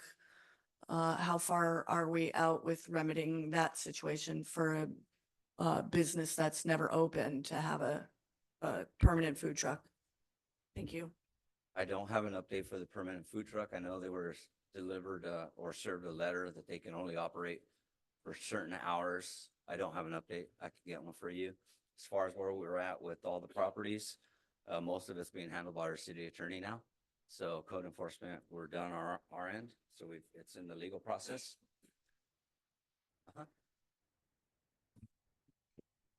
Liz, did we get a status report from Erica? I'm sorry. Oh, it's okay. Councilmember. Did we get a status report from our planner? Okay, we requested one, because there's a list of properties, maybe 5 or 6 properties anyway. Thank you. Okay. Thank you for the report. I do have some comments and questions. So on the code enforcement update, you talked about the properties and the attorney now is handling the legal part. You've done your job. But what concerns me is that those 2 warehouses that are now behind the bakery, I think they're the Canajo properties. What concerns me is you did do your job. You cited them. They know that they're unsafe. In some instances, one would say uninhabitable because they're a safety hazard to themselves and that whole entire block. Why I'm concerned is that they're still living there. So we do these things, we hand out fines or, violations, but it seems the perception and the reality is that the people are still living there. And this one property owner with repeated violations and continuing to do the work, where's the bite? I know it's not all your answer. I'm just putting it out there because it is a concern to me that we're doing this, and it's wonderful that you and your coworker, he's under your supervision, your direction, have come in and are trying to clean up the town and trying to handle this, but there's a delay in action. That's my concern, and fines not being collected, people still living in unsafe dwellings. And now there's even another issue that I saw on social media, and then I had to see it for myself last night. The one homeless gentleman is now camping where his trucks used to be. So is he lighting a camp stove out there? He's camping out in public right away. This is not acceptable. So we still have a long ways to go. I know you've taken on a lot, but I'm really concerned about the people living in the warehouses, this guy camping out now.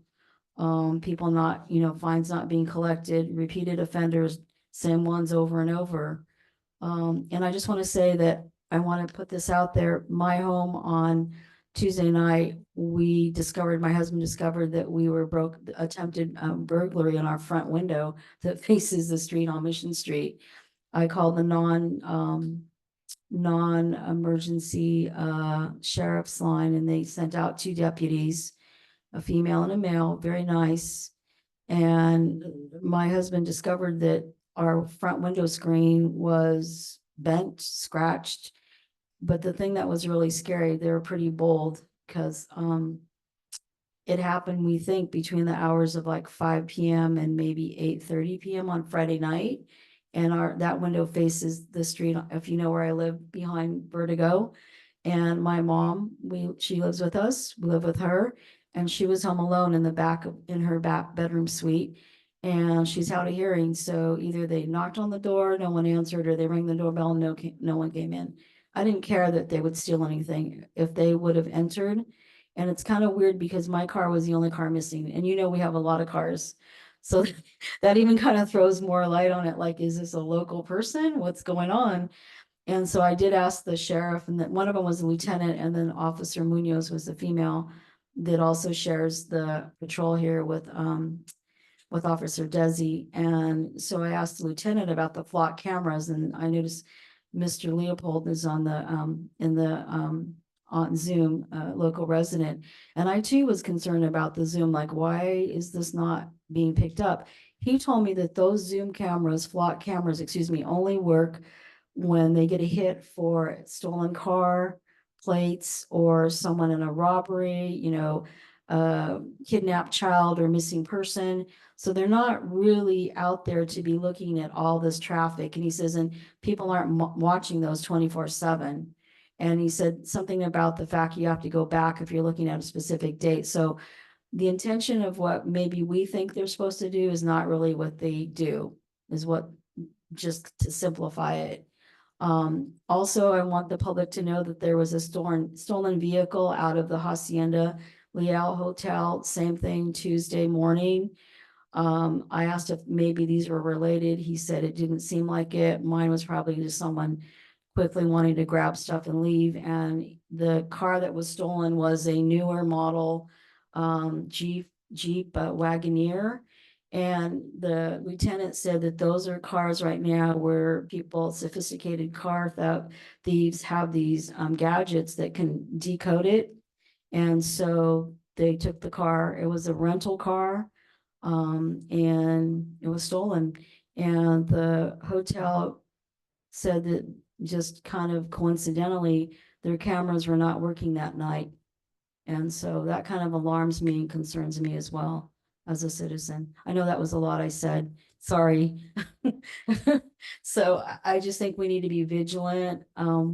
We need to help you to do your job. We need to clean up stuff. I'm happy that you guys are here, but it seems like there's a delay in action. Again, the things to do with a law enforcement response. I'm not a law enforcement peace officer. Neither is our code enforcement officer, so we rely on the sheriff's office. As far as flock cameras, you only have 2 that we can rewind and actually look at footage, and that's the one above City Hall and the one up at the water tower. The other ones you're correct, they're license plate readers, only as good as the information you enter, and that's all we have. And I was not involved in the purchase of flock cameras. That decision was made before I took this position.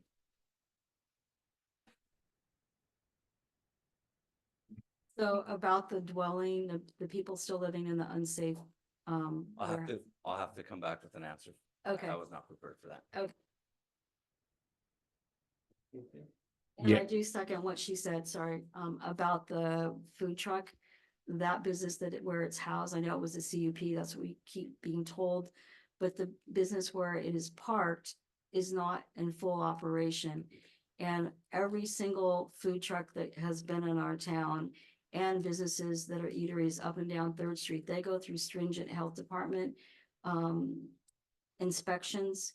And what I understand, and these are nice people, I wish there was a way that they could have just come and follow codes, or the person that lets them park there. But they're cooking out of their own home, and their home is right behind the truck, is what I understand.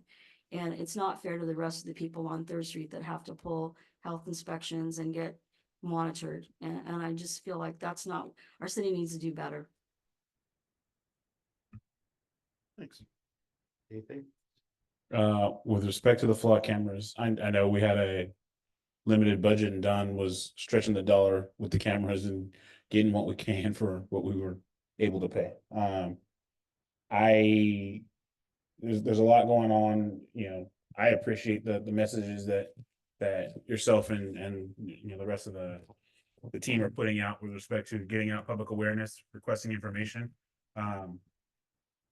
You as a former law enforcement officer will know quite often when things are getting handled, you can't give the public all the information. There's not how things work, and it's actually counterproductive to actually solving the issue that people want solved. I, for one, like my answer to people who have asked me and are, what is the city doing? What is the council doing? This is what we did. We supported, the city manager in this hire. We've carved out, a significant amount of budget to make sure that public safety is a priority here. And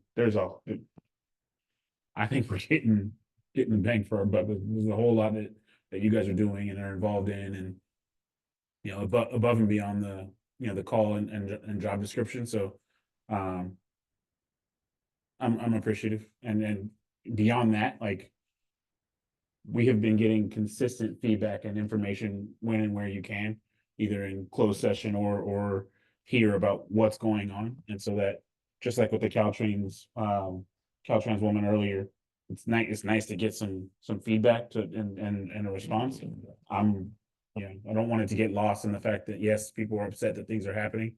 The city is doing something about it you're doing something about it, but also pointing out we are getting some pretty damn good feedback in terms of like consistent reports about what's going on and what's happening. Yeah, I agree. I don't agree with anybody saying we're not taking any action. And as far as the flock camera goes, I know that we've got 2 live. You're planning another live one in the near At the future. roundabout to catch the semis. Yeah, yeah. So we'll get to, so we got some live. Simple answer then. Hopefully we got some live stuff going. Copperfield. Copperleaf, One at Copperleaf as well. Yeah. And Caltrans also has a couple cameras up. I don't know if you've noticed, but they have one up where the new gas station's gonna go. And I think they're putting another one up closer to Anzar. So we're trying to tie into those as well. Yeah, if I think our flock readers caught one person so far this year, and it was somebody else's case, but I mean, it's working, so, quick soapbox. I cannot believe San Benito County does not have an animal control division. I just, the county has been around since 1869. It just blows me away.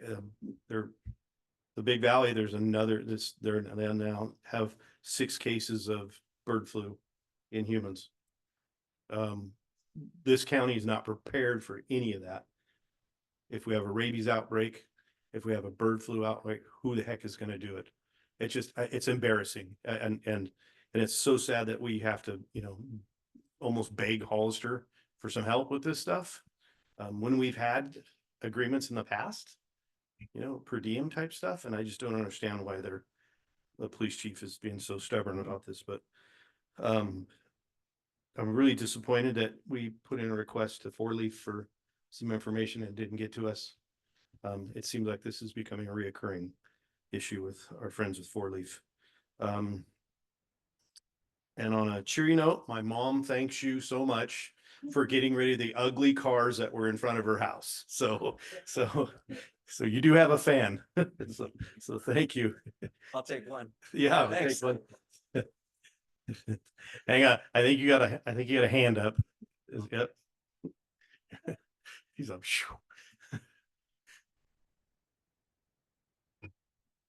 You have 3 minutes. Thank you, members of the City Council. This is Cara Bonk, and I just have a code enforcement question. The sign on top of the windmill complex roof is still there, and I'm just wondering why. It didn't come before the Planning Commission for approval, and I know that the windmill complex, when it was being built, that they were required to have a uniform sign program. So I'm just wondering why it's still up. Thank you. I'll follow up on that. Thank you. Any speaker cards, please? No speaker cards received, Mayor. Okay.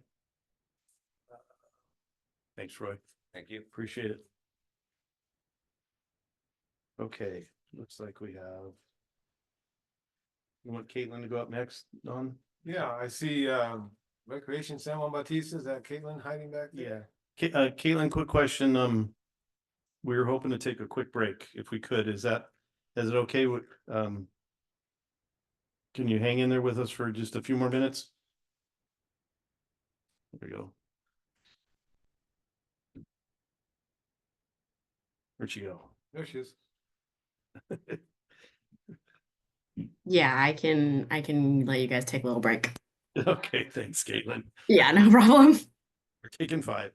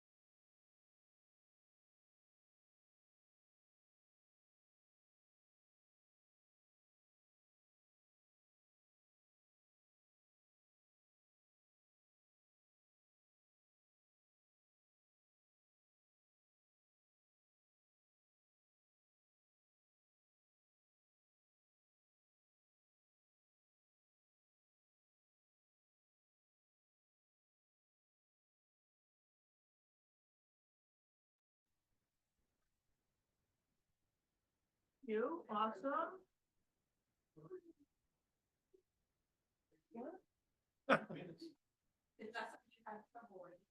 You're the best ever. I noticed them a little while ago.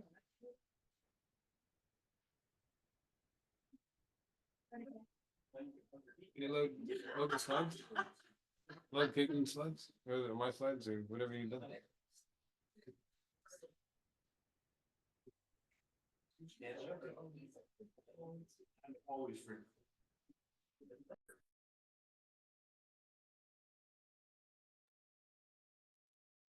Caitlin, we made you co-host so you can share your own slides.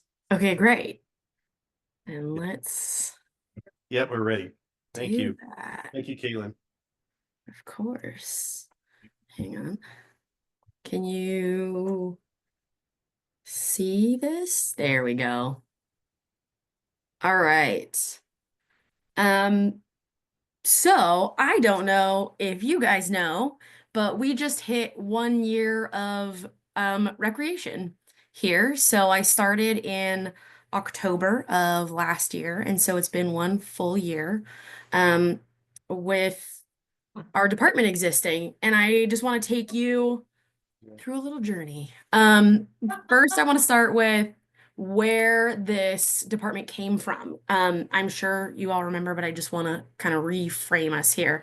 So there was a lot of community outreach done, focus groups, asking people what they wanted to see in the town, and what came from that was what ultimately created this role of recreation, and what created the job that I am so privileged to be doing every single day.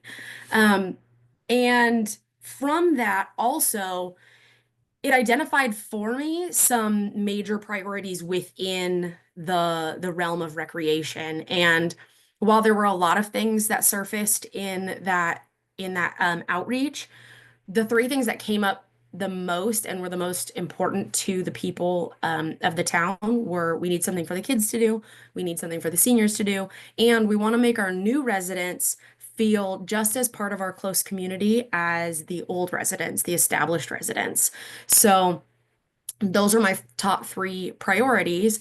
And with that, I went and determined what the mission, the vision, and the value for the department were, to kind of guide what we were going to do in this department.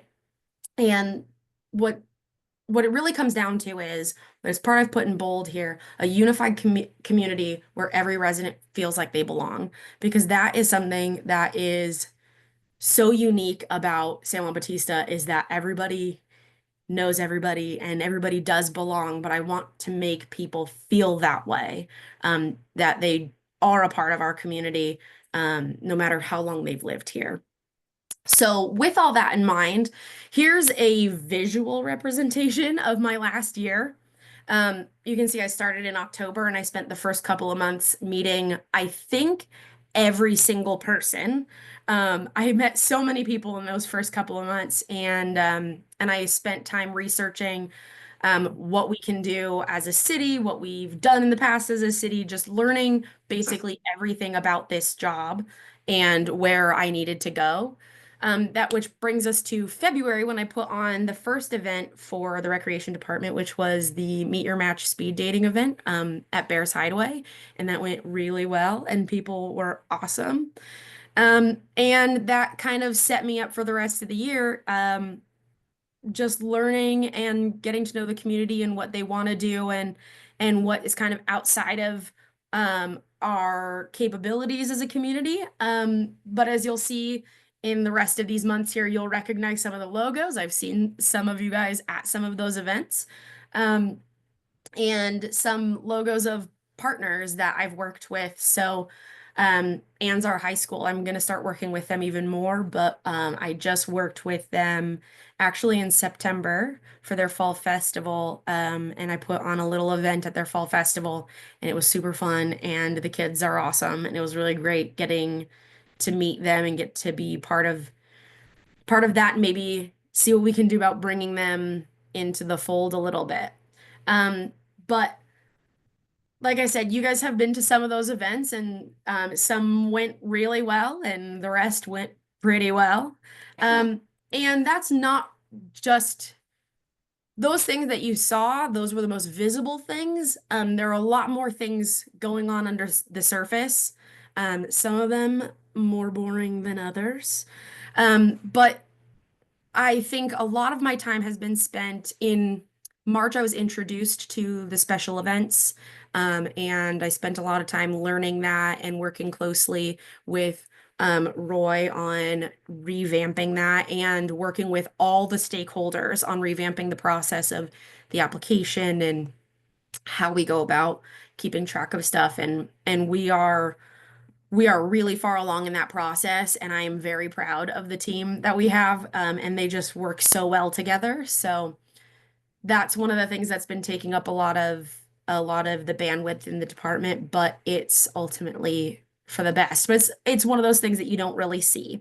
So there's a lot going on behind the scenes, and some of those things that I've learned doing all this work are, well, like I said, one of our strengths is our small town, close knit community vibe. And I've learned a bunch of other stuff about the people who live here. One of the things is I've put here that seniors crave connection and Tai Chi. That has been explained to me very explicitly. I haven't found a Tai Chi instructor, but we've gotten something pretty close, so that's exciting. And we love our dogs here in San Juan Bautista, which I'm all about. We have so many dogs in town, and so I'm starting to use that more in my planning, which brings me to our next year kind of vision cast, which this stuff is not set in stone. It's kind of my loose plan.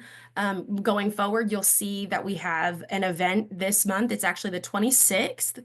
It's Saturday the 26th from 11 a.m. to 2 in Copperleaf Park. It's called Halloween. It's a dog party. And so bring your dogs and bring them in costume. There will be a costume contest. There's going to be dog specific vendors. So that's an example of one of those things that I've learned about our community specifically, that I'm applying into our future. We're working on getting Junior Giants, our own League of Junior Giants in San Juan Bautista. We're starting a new Senior Dance for Fitness program in partnership with the Y. You'll see I've got a community cleanup in December with integrated waste. And then we've got some spring sports coming up, and it's going to be kind of introductory stuff. The one of the things that was identified by the community is we don't have enough early access to sports. And by early access, I mean like before middle school and definitely before high school. Our littles don't have a lot of sports opportunities. So I'm looking into that for them. We've got an agreement in the works with an organization called Skyhawks, a camp I actually attended as a child. So pretty cool to work with them professionally now. We've also got you'll see that I have Monday Night Lights on here as well, at maybe a more weather appropriate time. Something else I learned this year. But going forward, I want to bring more programs and more support to the community in ways that fit us. So, like I said, this is not set in stone, but these are things that I'm working on. And I think it's just really important to establish ourselves in that like mission, vision, values as not only just the short-term future, like we were looking at in that calendar there, but in the long-term, our long-term vision. And I have this plan of expanding the programs and services that we offer, and building new partnerships and strengthening the partnerships that I've made this year. And then also maybe adding to facilities or enhancing them in some way, but in a way that fits that the vision of a united, strengthened community. And I think that that is something that I'm going to try and keep in mind as we move forward. Do we have any questions? John, questions? No, I just want to say a big thank you for getting this off the ground. It's been a great first year. You know, I remember moving out projectors and movie screens for the Yeah. rather cold, was it Saturday night at the movies or Friday night? Friday and Friday night at the movies. Okay, well, we'll get it straight. Anyway, but it all worked, and I'm really glad that the program is taking off. So thank you very much. Absolutely. Thank you. Thanks for the moving forward with the junior giants and bringing that to San Juan. That's amazing. The work that you're doing with the seniors, the grant that you got for the yoga program, or the Y program. That's great. And just the calendar of what's going on, parks, you were talking about parks, we were talking about parks the other day, and to hear a conversation tonight about moving forward with parks programs. Awesome. Thank you very much. No questions, but thank you. Thank you, Caitlin. It looks like you've been really busy in this first year. It doesn't even seem like it's been a year, but I thank you for all of the work that you're doing. And onward and upward. Thank you. Yeah. Thanks for the presentation. I appreciate your energy and vision. Thank you, Caitlin. Thank you for the 24-25 calendar as far as your update on the things that you did do. Nice to see that folks from Gilroy are going to give you a hand with some things. They have a heck of a program over in Gilroy. Quick question, Aqua Strike, what is that? That was the activity that I put on at Anzar Fall Festival. It was basically a water balloon fight with big bunkers and reusable water balloons. Okay, because Mrs. Callahan's second grade pretty much unanimously say we need a water park here, so just. Well, we've got that. I can set it up. Yeah, it'd be so fun. No, thank you. It's good to see. Gosh, we're like an all grown up city. We have a Parks and Rec and everything. Wow. So, yeah, thank you, Caitlin. Appreciate it. Welcome. Any questions from Zoom or our audience? No speaker cards received and no hands raised, Mayor. Thank you. Okay, moving right Thank along. you, Caitlin. That was great. Thank you, Caitlin. Congratulations. Thank you. Okay. And she's gone from 20 hours to 30 hours to 40 hours. Yeah, yeah. All right. You're up. Yep, Don, you're up. Sure. Yep. Here we cover that slide. All right.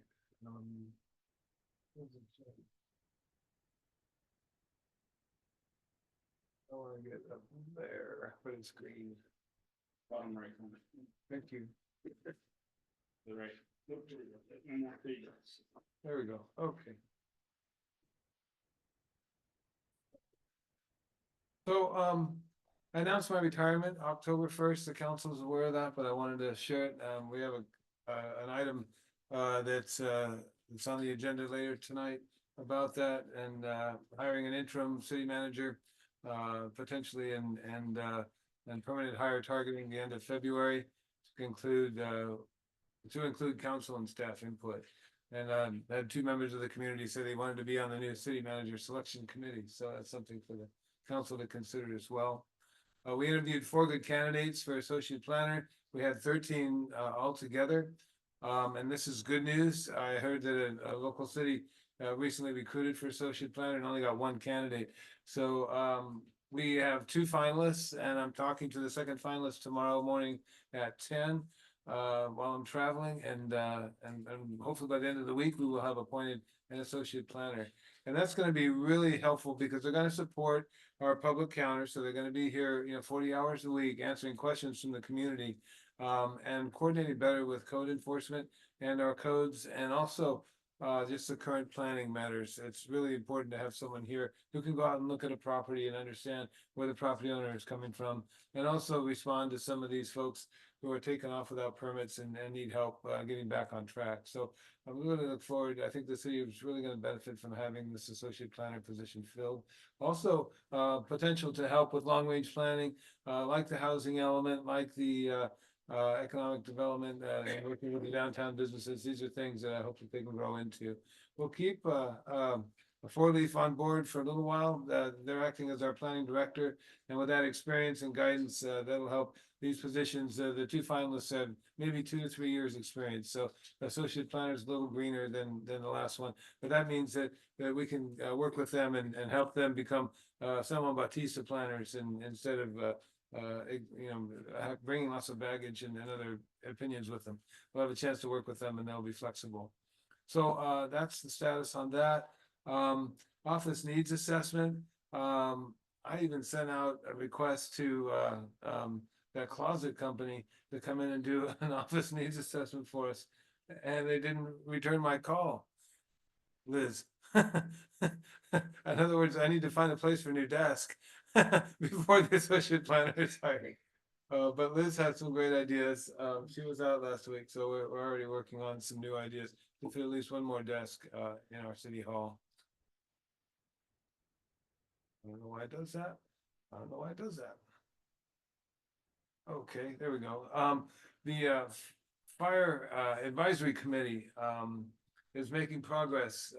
Before I left on vacation, we issued the RFP to hire a consulting firm representing the county and the two cities in forming a fire protection district. And I know that we've been down this path many years ago, and we're kind of starting over. But this time we have new leadership and the fire chief, and I'm confident that we're going to get through this process. We have been negotiating amendments to the fire services agreement. That's also on your agenda tonight. Hollister did issue the 270-day notice, which gives us until March. But the proposed amendment will extend it out to 2028, so give the city a little level of comfort there. The feasibility study I just mentioned, and the terms for the amendment were shared on the 10th of September. So all we're coming back with today is an agreement to codify that. Water board fines, M&S has been asked to monitor this issue closely, and I've provided a bunch of data to their engineer analyst, and she shared with us today a lot of the concerns and confusion that I turned around and shared before lunch today with Downey Brand. Actually, Melissa Thorne is our representative there, and she now works for a new firm. But she negotiated our settlement agreement with the water board in 2022, and what we're finding are unnecessary fines that for example, there's 3 different ways for us to be in violation of coliform exceedances. There's a median, there's a monthly, and there's a per limit violation. And what we're finding is where we should have 1 fine for coliform in any given month, and we have months with 9 fines in them. So it seems like every time we test the water, we're getting fined. So we have a lot of room to push back, and her name is Beth, and she sat with us for about 2 hours today, and we went through it with a fine-tooth comb, and I'm actually excited about pushing back and reducing these fines. So these 23 violations from April to June should be more like 9 violations, if any.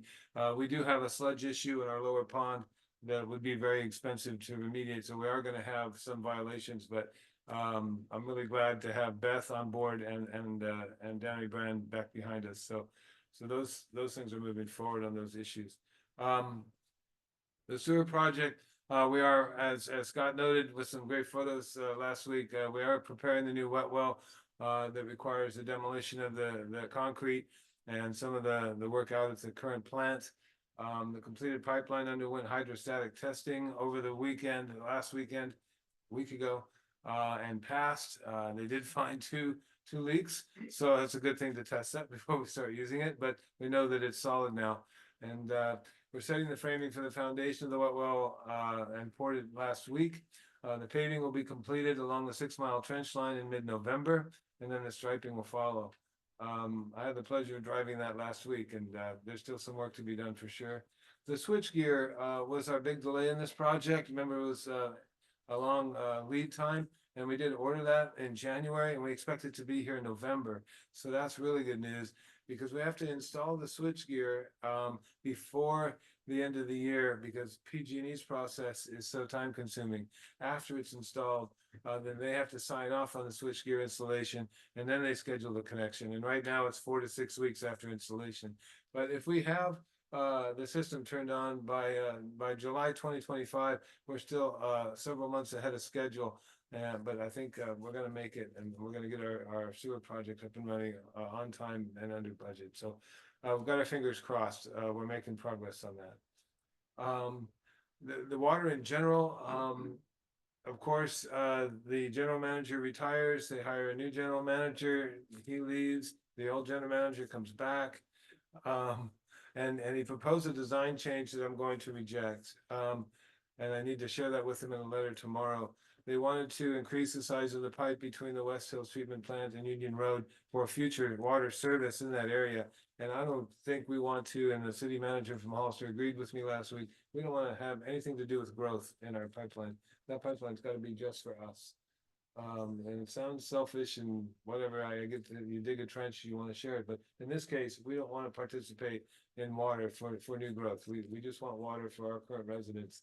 And so I just wanted to make sure that that message was clear, and I'm going to push back on that proposed agreement change. The new executive director starts in the 1st of November. His last name is Jacobson, and I can't wait to meet him and finally start working with someone, the same person, for an extended period, well, from until December 31st. I do want to stay and make sure these water agreements get executed. So hopefully the council and I can work that out. We are fixing fences at Meritage. We have a new design that I looked at last week for the ponds where they will open when they flood.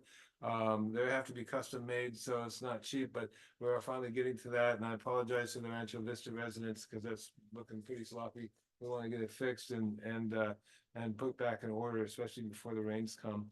And this past week, we started our ADA work mostly around Abbey Park, around the corners of 4th Street and 5th Street.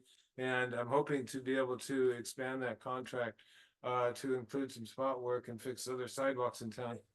Simply because we've had a number of trip and falls in our community, and this is becoming a situation that's really come to M&S, Jerry, and my attention recently. I don't know what it is, why we would have so many so soon, but we've had 3 or 4 in the past 3 months, I want to say, including Kathy Flores, which was a really bad one. So anyway, we are working on that. We are aware of it, and we're going to take the steps to make it better, especially when we have this contractor in town, a little bitter. So that's it for my slides tonight. Pretty short and brief. Happy to answer any questions. Questions, John? Questions? No, thank you for the update. It was all good. Looking forward to getting it done, particularly on the water projects. Thank you. Leslie? Oddly enough, I don't have anything, except for, Beth is from where? M&S Engineering. Oh, okay. So we have a water team assigned by them. They're helping us with our water agreements as well. Okay, if, I can get with you, are you in tomorrow? No, Okay, next. our plane leaves at Oh, yeah, that's 7:30. right, sorry, yeah, you're on, yeah, But next sorry about week- that, next week, yeah. on the calendar next week. Get together about, some Mary. issues, water stuff. Sure, that would be great. I'd be happy to. Question? Oh, yeah. So thank you for the report. Just a question, Don, on these unnecessary fines and over fines. Is there any, what we paid them? I'm assuming, is there any way to recomp some of that money back? So for clarification, our settlement agreement, Councilmember in 2022, was for the period of 2007 through March of 2022. And the new set of fines begins in September 2022 and goes through this last month in July. So we have not paid this new set of fines, but the problems that we're finding with the new set of fines are also common in the first set of fines that we paid. So I think we have some credit due to us, and we're gonna negotiate on that level. So we have a new batch that we haven't paid yet, but we're also now going back and double checking and questioning some that we have paid. So it's a combination. It's a good question.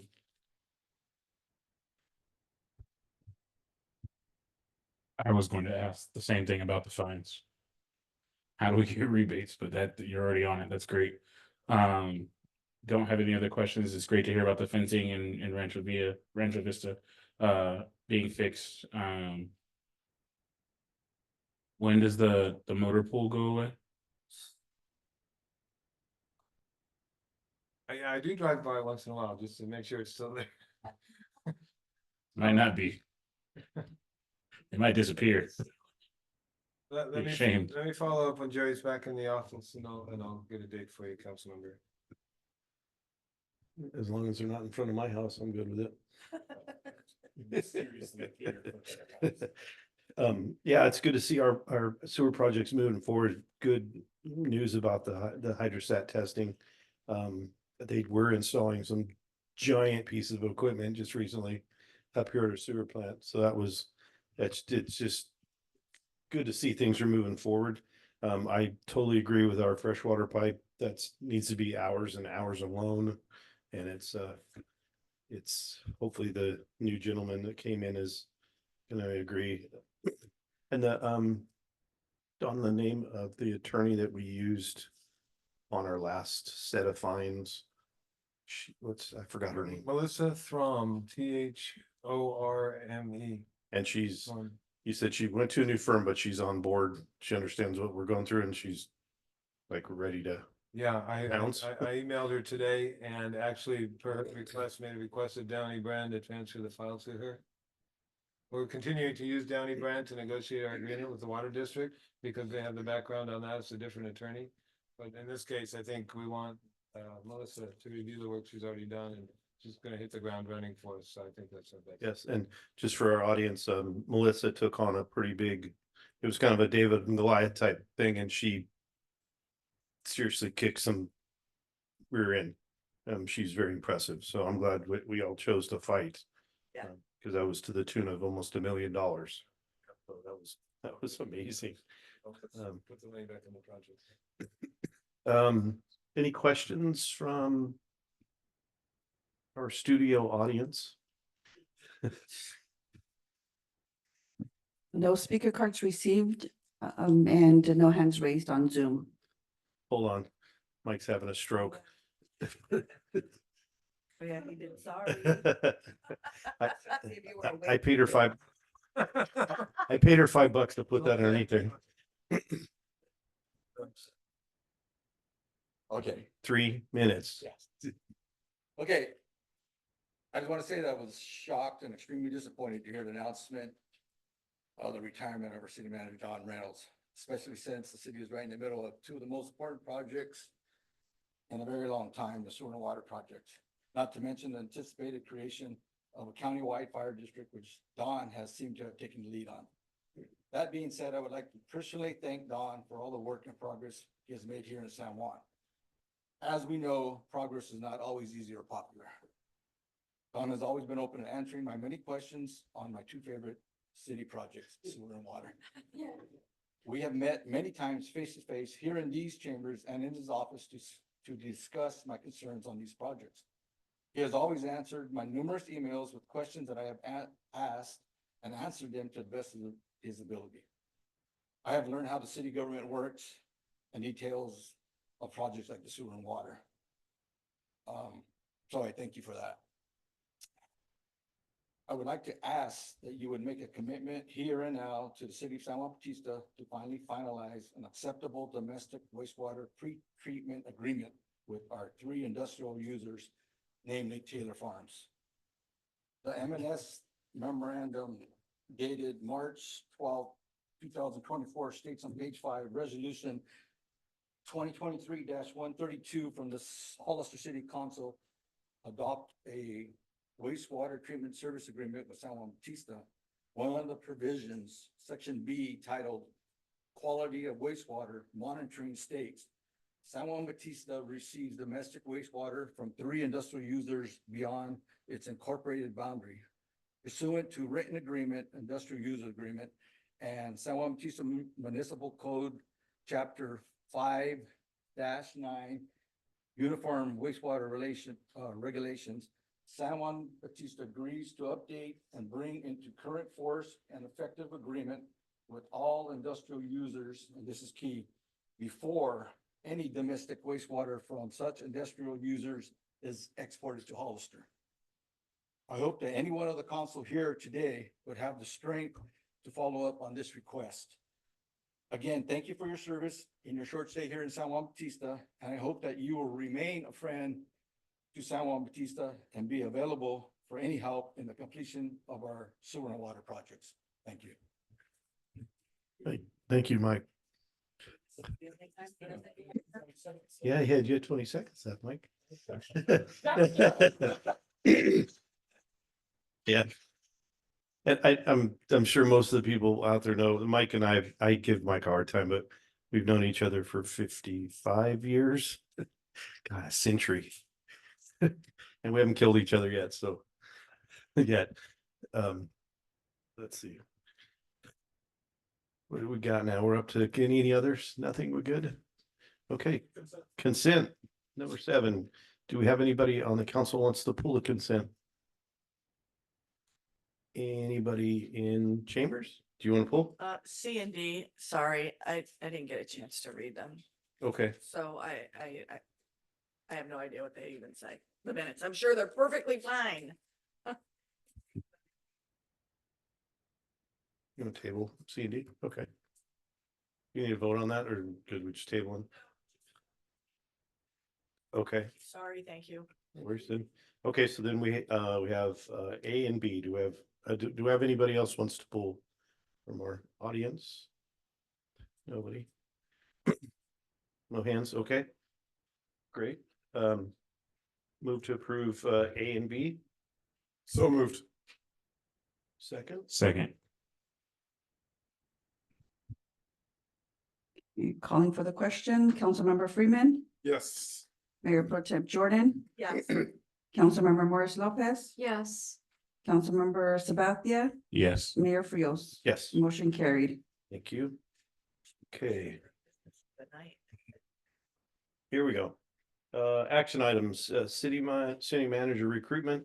Actually, Don, we're gonna skip this because we decided we're not gonna let you go. So Table this till next year. Mike's already got the ropes to tie you in the. All right, Don, you. This report in summary includes a recommendation from the and synopsis from the International City Managers Association and also from the California Community City Managers Foundation, talking about the importance of filling a city manager vacancy as soon as possible. So I attempted October 1st to give the city council 90 days. And if we are successful, that's great. But because we have an election in the middle of the process, we wouldn't start interviewing city managers till the new council members were decided. So that would push things probably January, February.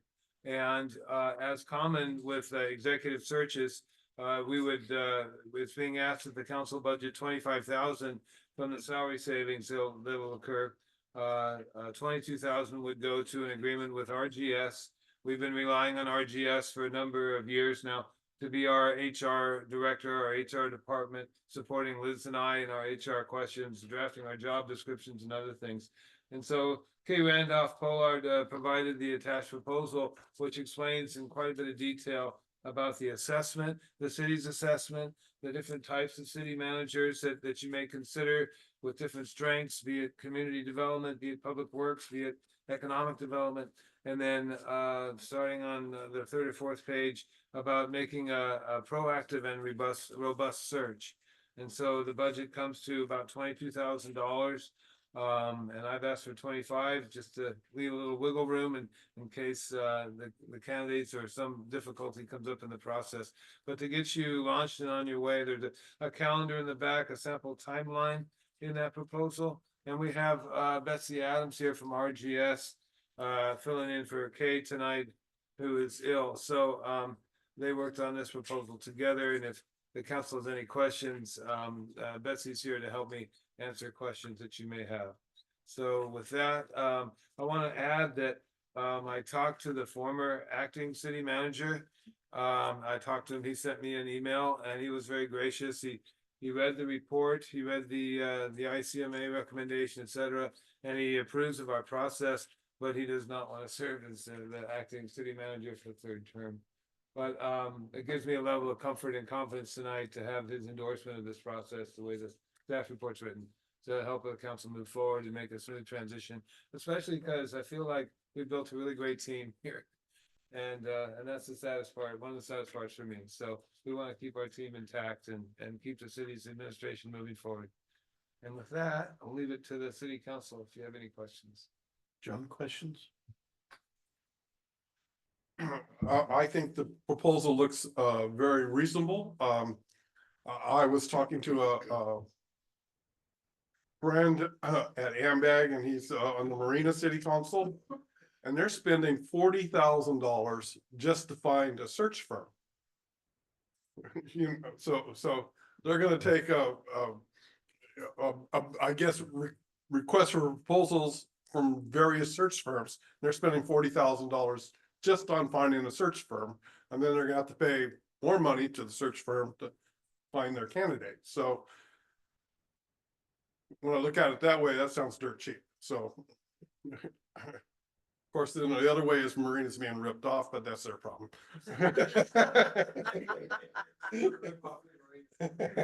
There's more to get in Marina than there is. And I was gonna say, Really sorry to see you go. I was gonna say, wow, $25,000, seriously, come on. That's really how much it costs to do something like that, and then John throws out 40,000 for the city of Marina, and I'm going, whoopsie. Yeah. So you had mentioned that 2 people requested to be on the public panel. If memory serves, there were 5, were there not? Yes, I remember that day well. Yeah, me too. So when we were hiring our city manager several years back, we had the whole entire council. I guess we had a pool. I don't even know who to talk to anymore. We had a pool of people, of candidates, and they were whittled down, and then we were presented with a handful, and we interviewed, and then the other panel of community members interviewed them as well, and we all came together and did that. And I can't remember what we whittled down to and how much we started with and who all did that process. So yeah, we whittled down to, I believe it was 5. There was the city manager who lives in Rancho Larios, who used to be city manager of Madera. Then there was a guy from Monterey County. Then there was another guy from Monterey County. Then there's Don. So So yeah, I would recommend when this all comes to fruition that we have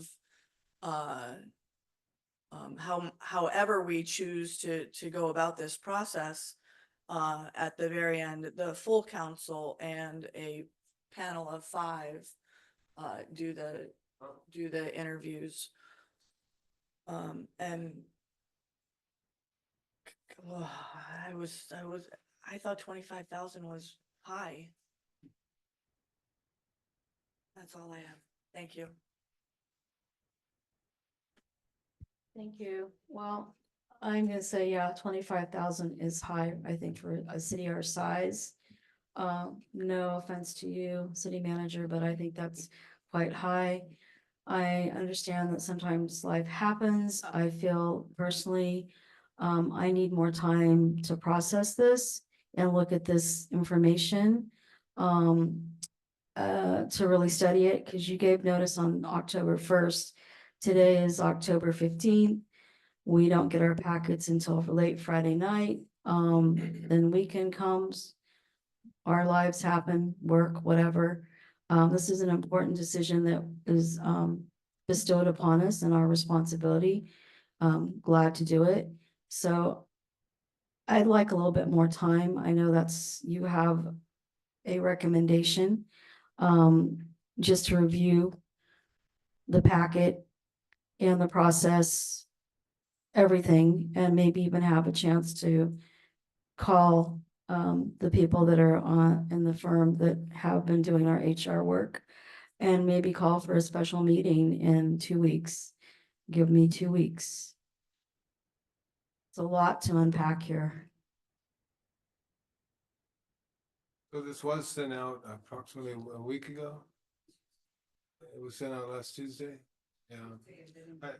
I realize it's a lot, and if you have questions, we're paying for Betsy to be here, so feel free. Even the line of questioning, like right now, being on the spot, there was a lot that was going on with this agenda tonight, Mr. Reynolds.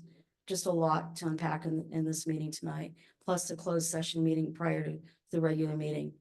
And that's one of the concerns I have, maybe your future discussion, just way too much that gets packed into an agenda.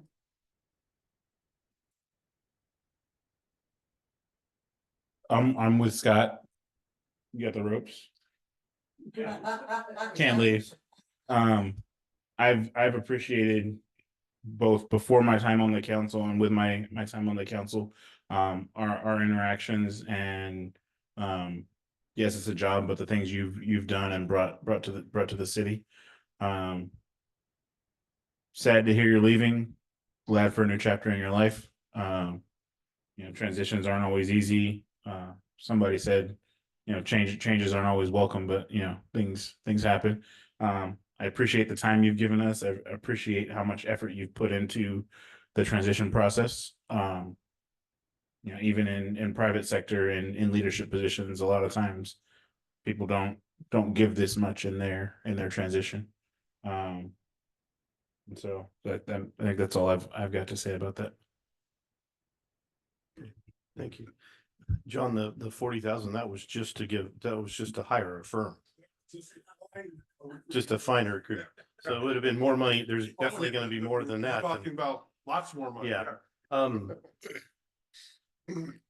The way I'm looking at it, the sooner we get an interim in to work with Dawn, because there's a lot of stuff that this person's going to have to, and this interim is going to have to be fully informed, because that interim is going to inform the new person.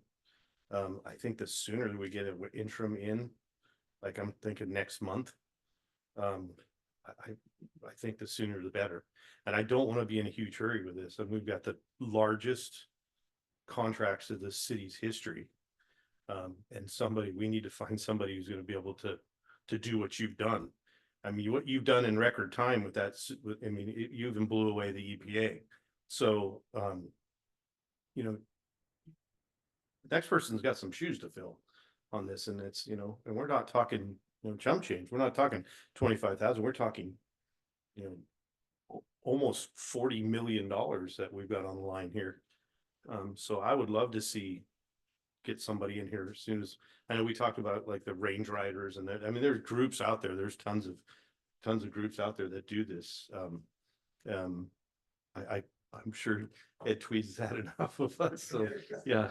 But I think the sooner we move forward with this recruitment, the better. And I've had a chance to sit down with Dawn after I got this, a week ago, and read through the stuff, and then and I'm familiar with that Western Cities magazine. I've read through that in the past, and they're very proactive. And, you know, the firm that we're using for HR right now, I mean, they brought us Liz, they brought us Roy, they brought us, yeah. Oh, yeah, yeah. So they've, I mean, they're on top of it, you know, we're not getting second-rate folks, and what we had more people apply for our planning commission than Hollister did. So we're you know, I just, it says a lot about the firm that we're using to actually get us, which is good. So in my opinion, I think we need to move forward as soon as possible with this. We can't, I'm sorry, Jack, we don't have time to wait. He's leaving as per his contract. He's 90 days. So he's living by his contract. He's not screwing us over. And we have a lot, to train a new person.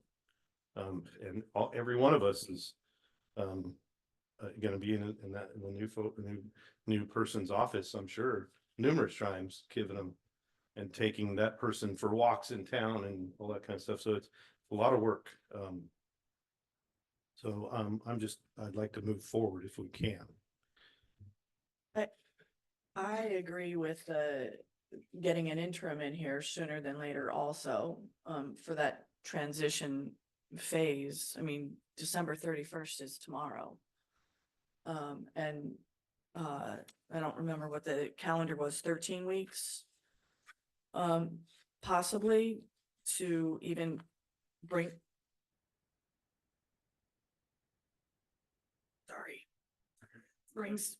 somebody to the forward to the council. Yeah, 13. So yeah, I mean, we have a lot to do, not just offering up $25,000 to have RGS help us, but to also find somebody in the interim to So, I guess what I'm saying is that I'm all for an interim. I'm not ready to make a permanent decision, I guess. So interim, because in every industry, in my industry like medicine, there are docs that go out and work for emergency rooms, nurses like myself, PAs, NPs. So to get someone in to sit with Dawn and go over the contracts and go over all of that, but also go over what's happening on Third Street. I think we can't neglect that. We really need to address the businesses and all the other stuff that's happening. So I'm not opposed to getting a qualified interim to come in. But then the final candidates, I feel like that needs a little bit more time as to what we want, because there's a lot to unpack. You look at the packet that we got, and then I think last week there was like a 70-page package that you sent us additional to this, prior to this. So yeah, so I think there's a lot to look at for the final part of the process. But to get someone in now, is there such an agency where you can find qualified interim city managers? I think that's what that's what this vote is on now, is to hire RGS for $25,000 to do all of that, to headhunt. So I was assuming that it was for a permanent hire. I Yeah, did I not think it is. understand. I didn't understand that it was for interim. So in discussing with Kay, she suspected that we would, before this was drafted, Kay and I had an understanding that that we would need an interim, but she was estimating closer to December, to get someone near like December 1st, so we have 30 days together. And if the council wants that to happen sooner, I think we can talk to Betsy and see if there's anything that needs to change in the proposal. I'm not sure.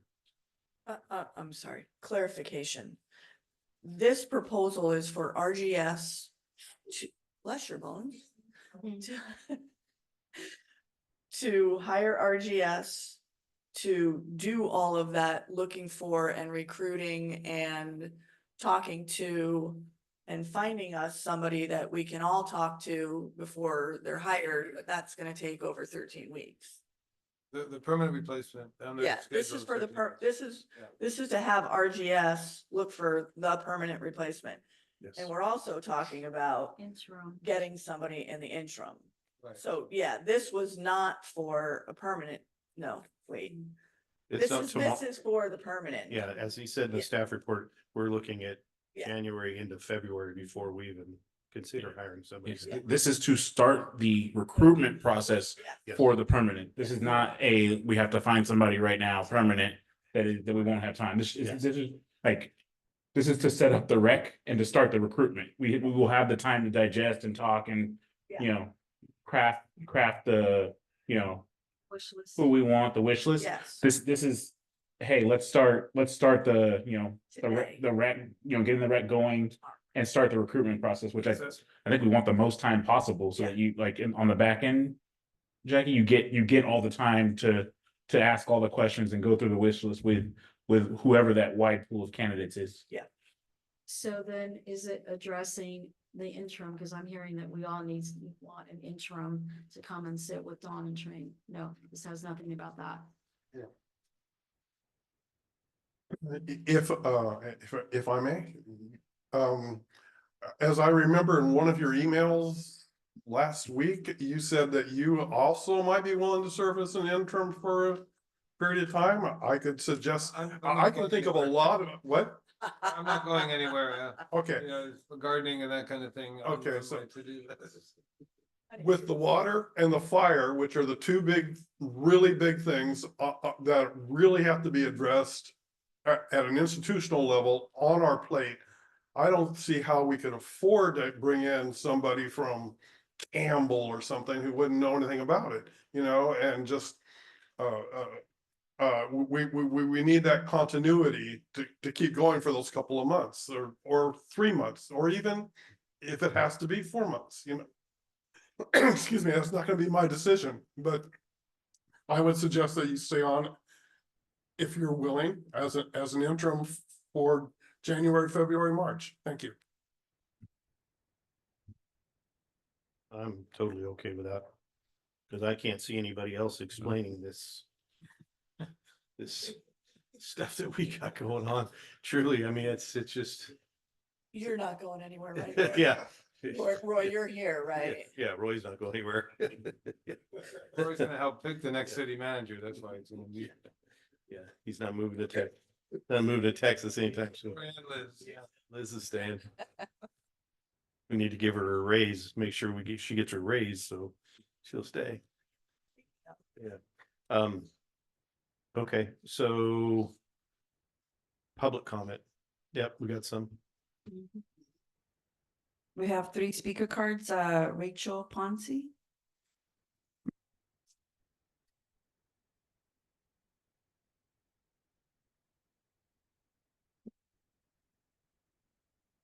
Haven't done this for a long time, so I hope that you guys will give me some extra time if I need it. Anyway, in light of the city manager's resignation, I asked the city council to aggressively seek an arrangement with Don Reynolds, current city manager, to stay in this position until yet another city manager is hired. We're not real quick at hiring. At this time, the city is facing very important issues. The need to have someone in charge to advocate for the city to continue the work on the water project and fire services is crucial to us all. These projects are very important and of great consequence to the city. We need someone at the helm that is well acquainted and well informed in these very critical issues to continue the ongoing progress for the benefit of the city and its residents. I hope you guys will think about it. Thank you. Thank you.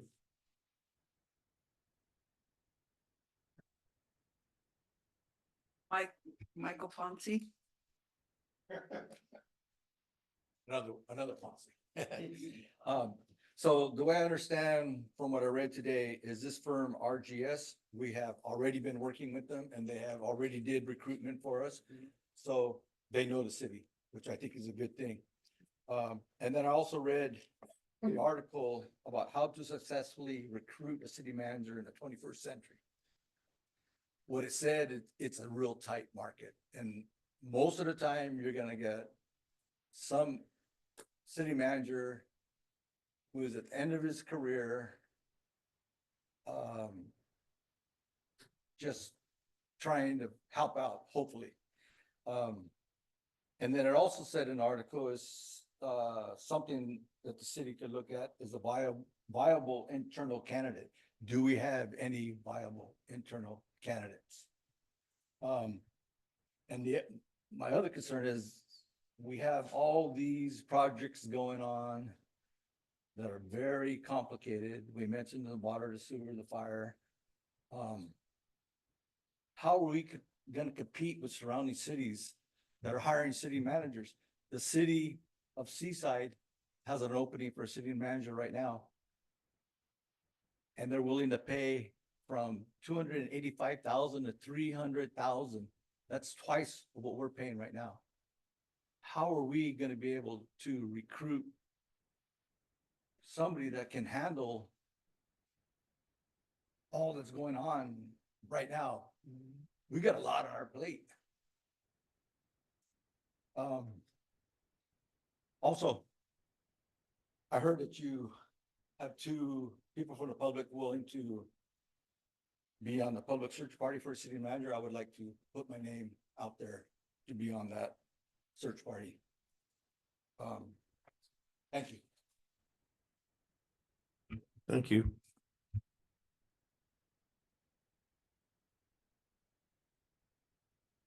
Mayor, City Council, thank you very much for allowing me to speak. My name is Elise Brentnell. I live at 13 Donner Street. And I would like to take a moment to say, Dawn, thank you very much for your service. From a business perspective, it's always been a pleasure speaking with you and working with you, and you've been very forthright and honest. And from a business perspective, I'd like to say thank you. On a personal note, thank you for helping make my community that I love so much a great place to live. On that note, I understand the sense of urgency that you all feel, but I would like to beg you at this time to take a step back, take a breath, and look at this as not a panic, but as a potential opportunity. And with that being said, I understand wanting to use a recruiting firm to help you with this, but $25,000 is a lot of money, and $25,000 is a lot of money for this community. And what I will tell you is that we have a tremendous amount of talent right here in this town. If you will just reach out, there are people here who live here that are more than willing to help. And I think if you were to ask for some assistance from the community, you would be absolutely overwhelmed with the help that we need to be successful here. I'm not saying don't go utilize an HR firm. What I'm saying is take a step back and don't make that decision tonight, but really take a look at what is the ideal candidate for us. Have that in mind first, because the honest truth is, maybe it's not somebody who's been in government their entire career. Maybe we're looking for someone that has run a successful business, who understands, operations and costs and analysis, who could be in a vertical market that would very easily slide in here with just a little bit more training. We could be looking for someone who maybe isn't necessarily motivated by money, but is motivated by accomplishment and helping people. I think that it is very important for you guys to know exactly what we're looking for before we sign any contracts. With that also being said, I would like to say that it sounds like RSG is an HR company, not a recruiting firm. And any recruiting firm worth their salt will work on a contingency basis. And I would feel a lot more comfortable hearing that you're working with a recruiting firm that is working on a contingency basis, because that means they're willing to put their money where their mouth is, and they're willing to perform. And that's what we want. Thank you very much. Thank you. We had somebody out in the. Yeah. Yeah. Must have dropped it. Okay. Okay. No other speaker cards received. Okay, thank you. Back to us. Sure. Betsy. Oh, Yeah, she's a panelist. Yeah, Betsy's a panelist. I promoted her to panelist. John, do you have a question for Betsy or anybody? And then we'll go to Oh, no. okay. Question for her. Yeah, thank you. I wanted to hear her speak. Sure. Thank you. Hey, Betsy. Hello, thank you for giving me the opportunity to speak tonight. And as Don mentioned, I'm here for Kay Randolph Pollard. She has COVID and has no voice, and that's why unfortunately she can't be with you tonight. As Don mentioned, we RGS, we are your HR consultant firm. RGS is also a government agency. We are a joint powers authority. Recruiting is a specialty in RGS. And as Don mentioned, we have helped the city recruit some highly talented employees, two of which who have presented significant information to you this evening. We are ready, willing, and able this evening or whenever it is the council's pleasure to help you get started with your city manager recruitment. And Betsy, your proposal includes it doing exactly what the last speaker was talking about. You're going to begin with an assessment. What does the city need and want, right? Before Yes. any advertising, before any job description, before, right? Yes, yes, and we would start working with the city council on that. That's a key part of being successful in a recruitment, is to really understand what the council wants in its next city manager. I mean, I'm hearing things tonight like you want another Don, but as we have discussion with councils, and nobody wants to see a valued city manager go, but it is also an opportunity for the council to consider, now that you are having to let your city manager move on to retirement, what would you like to see in the next city manager? It may be exactly like Don again. It may be something like Don plus other things. And this would give the council an opportunity to consider that before we would ever start to put any type of recruitment strategy together for you. Thank you. Any questions for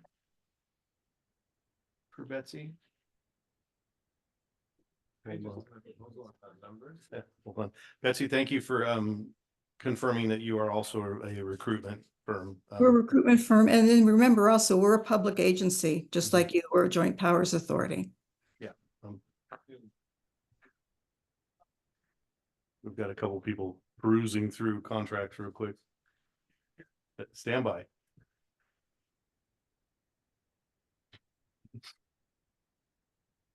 Can I say something? Yeah. Oh, I just want to say I appreciate what Elise said. I really think that $25,000 is a lot of money. And I'm familiar with what you refer to, headhunters in the industry, and they work after they find you qualified staff. And I really think that we don't have a lot of money to throw around. I know there was reference in the direction here that we have a salary savings, but I think that's been brought up before. It just, 25K is a lot of money for a town our size. So I appreciate you bringing that up there, and also firms that work on contingency. Leslie, do you have something? Thanks. Sorry, I was just re-looking at the timeline on who gets to do what when. I'm fine with the timeline. Thank you. Okay. Questions? Okay, what's the pleasure of the council? And pardon me, Mayor, I overlooked one small step, and that was the appointment of a committee, a 2-member committee. I mentioned in my staff report that when I was hired, there was a 2-person committee. I believe it was Cesar and Mary Edge. And I met with them and negotiated the contract with Ed and them, or I think it was those two. So anyway, the report refers to a city council committee, hiring committee meeting. and so forth. So consider that if you will as well. That's like at week 12 though, and this council will look different. Yeah, that's a good So I would recommend not doing a two-person committee until the new council comes on. Yeah, till it's go time. Yeah. Okay. I move that we authorize the retiring city manager to recruit for his replacement, including a contract amount not to exceed 25,000. I second that. This, can we have a roll call, please?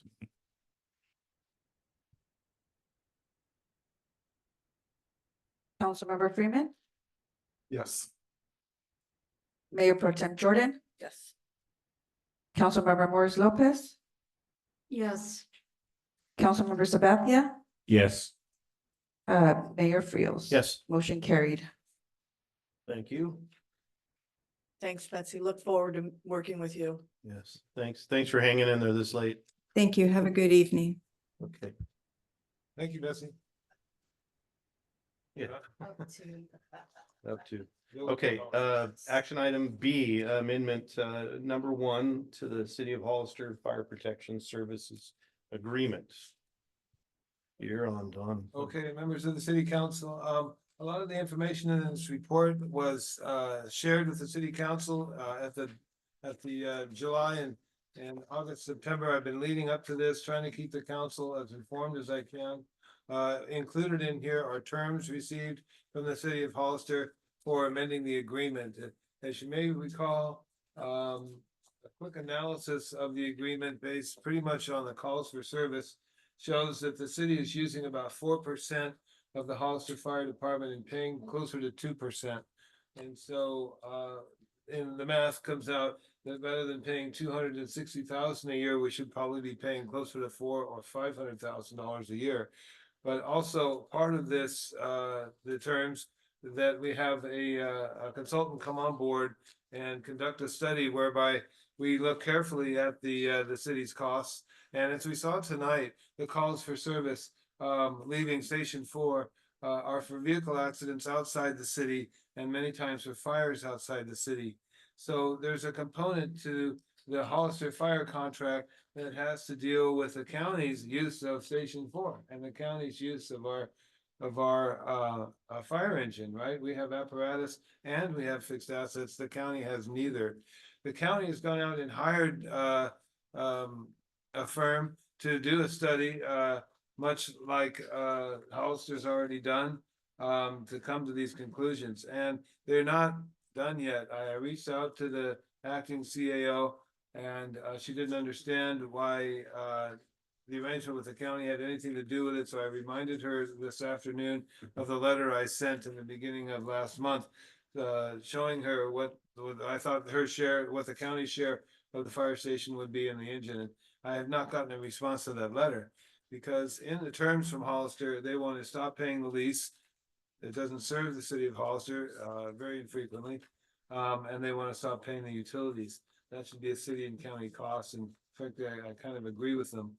So what the city of Hollister is proposing is to correct the $260 amount, the 2% amount, by adding immediately $150,000 to the 260, bringing it up to 310.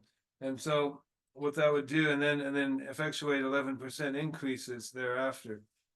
And so that is summarized in the staff's report, sharing with the council that we didn't balance our budget by 150,000. It was closer to 50,000. So it's important that we get the feasibility study started as soon as possible because we can't afford this higher rate for very long. We're going to have to dip into our reserves to pay the additional $150,000. And so we can't do that for very long. We have more than a year's worth of revenue in our reserves, which is a healthy reserve, but we want to keep that intact. That we worked hard to build that reserve, and we want to keep it intact. So we need revenues from a fire district or some other source to help the city as soon as possible. So losing approximately $30,000 in lease and utilities is just another blow, right? So you've got 150 plus the 30,000. So without a commitment from the county, not certain. I talked with the city manager last week about moving forward with this contract without a commitment from the county. And he thought, well, we could put it on the table.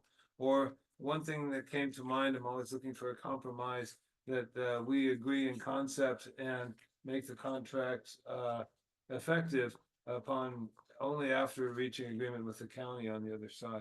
So tonight we take action on it, but we don't put a start date on it until we get agreement with the county. So I can bring back an arrangement with the county that solidifies the whole deal. Right now, we've only got two legs on the stool.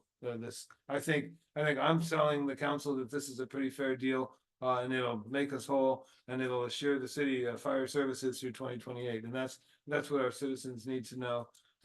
So approve that, but don't make it effective until the county and the city come to agreement on lease and utilities, sharing of the city's assets.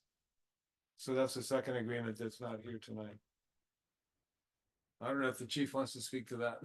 How do you feel about that, chief? Trying to be candid. Right under the duels. I thought I was gonna get through this item without coming up here. Yeah, as the city manager talked about, this is a multifaceted thing, but ultimately, the city of Hollister is footing a lot of the bill that extends beyond the city limits of Hollister. I think what you guys are doing, and considering this, if you approve it, is you're showing that San Juan Bautista is willing to come to the table. I believe that it's a fair deal that we're bringing to the table. I understand the fiscal constraints that San Juan Bautista has. But I believe we try to be fair in how we came up with the numbers. And ultimately what we're trying to do is get through 2028 so that we can see if a fire district is feasible. And as I spoke to you guys in the past, if the fire district is not feasible, the study that we're doing will outline how should we be looking at the finances, what can we do, what should we be structuring. So I think this is a good step towards finishing this partnership off. There's obviously still both from San Juan Bautista and from the city of Hollister negotiating that needs to be done with the county. But I think this is step one, showing that San Juan Bautista does want to partner with the city of Hollister and working towards that end. Thank you, chief. John, questions? Yeah, I have a couple of questions.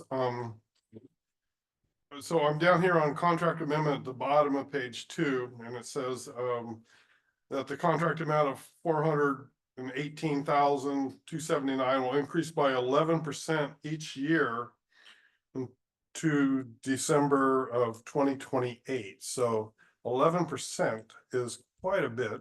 That's about 40,000 a year.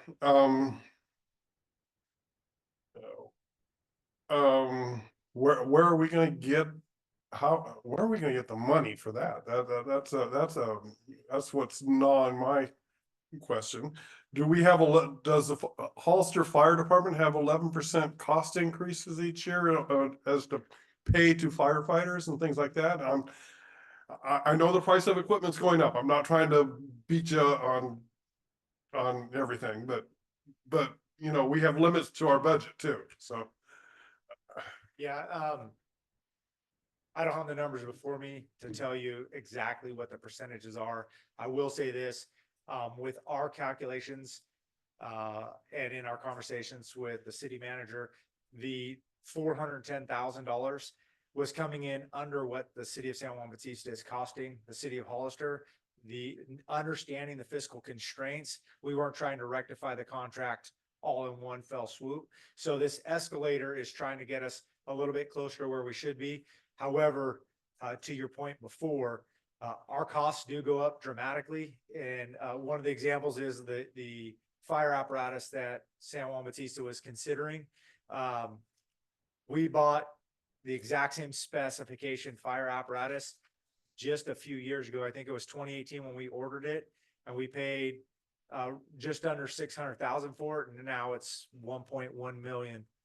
So unfortunately, you take the cost of living increases and all those types of things, and there's a premium put on it. when it's a fire department. So our costs do skyrocket a lot faster than everybody else's. And just like your revenues trying to keep pace, our revenues are an issue trying to keep pace with those things. So that $410,000 is, in my estimation, lower than if we were saying this is what the contract should be today. That's lower than that amount.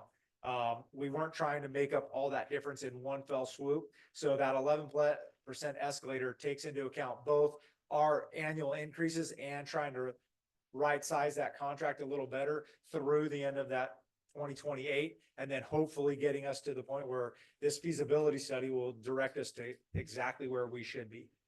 So I don't have the numbers for the county in front of me, but are they gonna be hit with that same 11% escalator clause? Yes, the contract that we presented to San Juan Bautista and the contract that we presented to the county were based upon the same, everything was done to scale based upon the same concepts. So, the numbers on page one, you say that we're 42 or 44% of all the calls coming out of this station, and the county is the other 54% or whatever the, to make it add up to 100. I didn't lose my train of thought, but is that going to be divided up evenly or not evenly, 42 to 54% with the county? Are they going to chip in that money for the stations? So we're talking about two separate things. So what the city manager is referring to with the county and asking them to pay for lease here and those types of things, that's making up that percentage. But if you look at our call volumes and what it entails to provide the service both to the city of San Juan plus to the county, we didn't look at this station. We looked at the city of Hollister, because you get something major going on here. You don't just get one engine, you get everybody. Now the county draws on all of our resources a lot more than San Juan Bautista. San Juan Bautista relies mostly on Station 4 and this engine here. Only in larger events or when they're tied up with something else do you get another unit coming in here.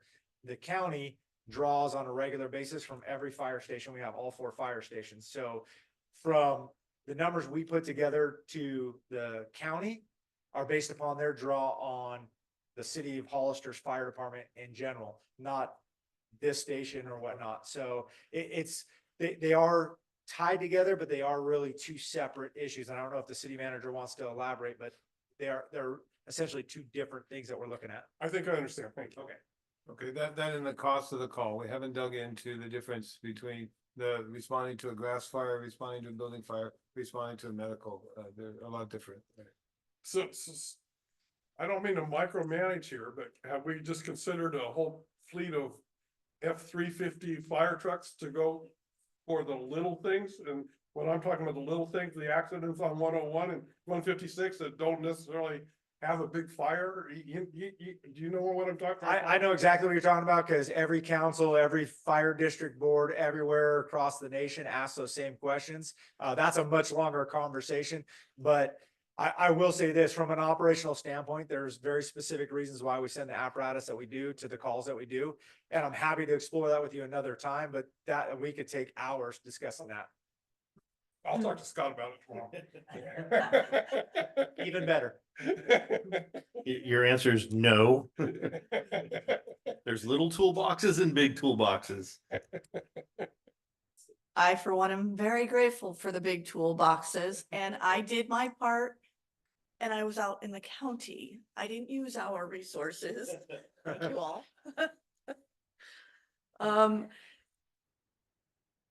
You talked about a secondary plan and not moving forward with this one until Hollister and the county come to an agreement. So, with the agreement as Jennifer described here, but don't execute it until the city and the Hollister and the county have come to an agreement, so they know exactly what it's going to use. We don't know exactly what the cost will be until the company is going. But at least they have it approved with the fact that they have to wait until the next month. The next month. Okay, and then so potentially, we are the only jurisdiction that balanced our budget, right? Wait, oh, just checking, just checking. And the 270 days is March 26, 25?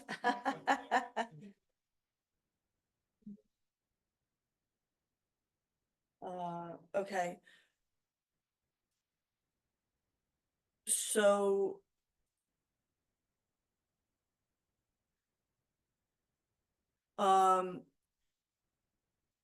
so would this start, could it potentially start without having that extra execution until Hollister and San Benito County come to an agreement? When would this potentially start, this payment, and could it happen at day 271? The council. Green light. Not as it stands, the Hollister City Council directed the city manager to send that letter, and that's the policy as we know it, so. So the Hollister could ask for it, because they see good faith, I don't know, that's the Hollister City Council.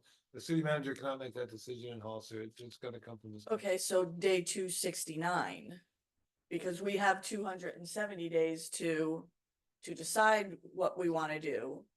So we either start paying today, if this is executed today, if we say, yes, we'll take this agreement, or do the numbers take into effect?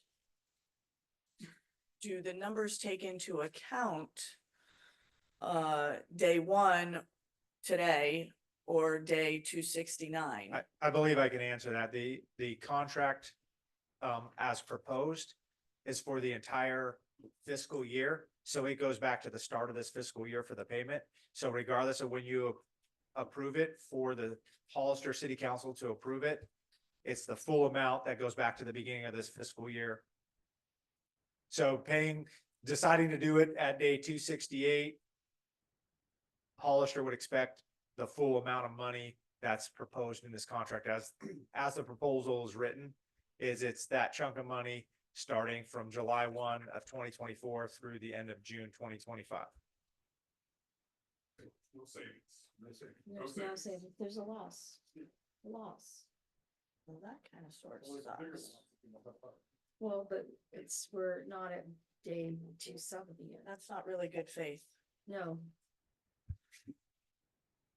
Okay, no more questions. Thank you very much. And again, I appreciate all of you. yeah. This is a hard meeting tonight, folks. Thank you for being here. It's nothing personal, but I agree with Councilmember Freeman. I actually was looking at that paragraph, the bottom of the page, 11% per year increase. That is a chunk of money. We are being asked to operate in good faith.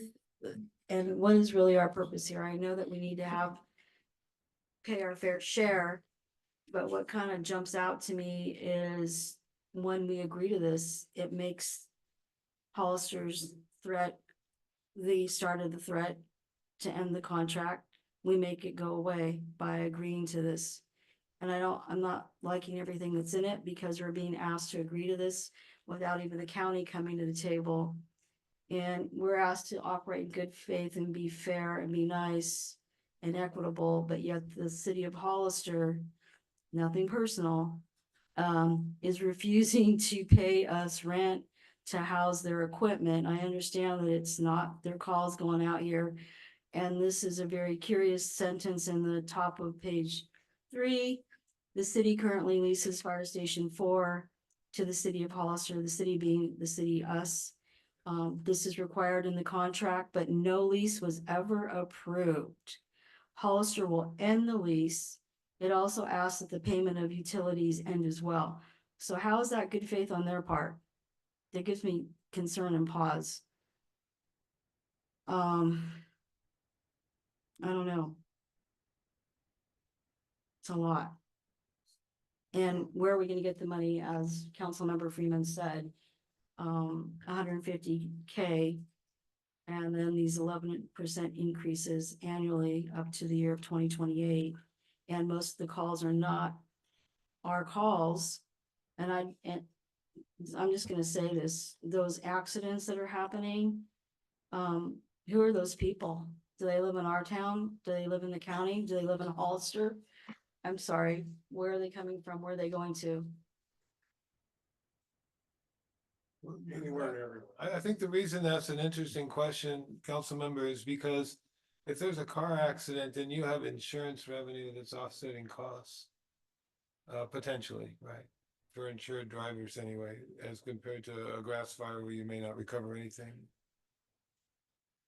Yeah, so this, where do the people live, comes up all the time.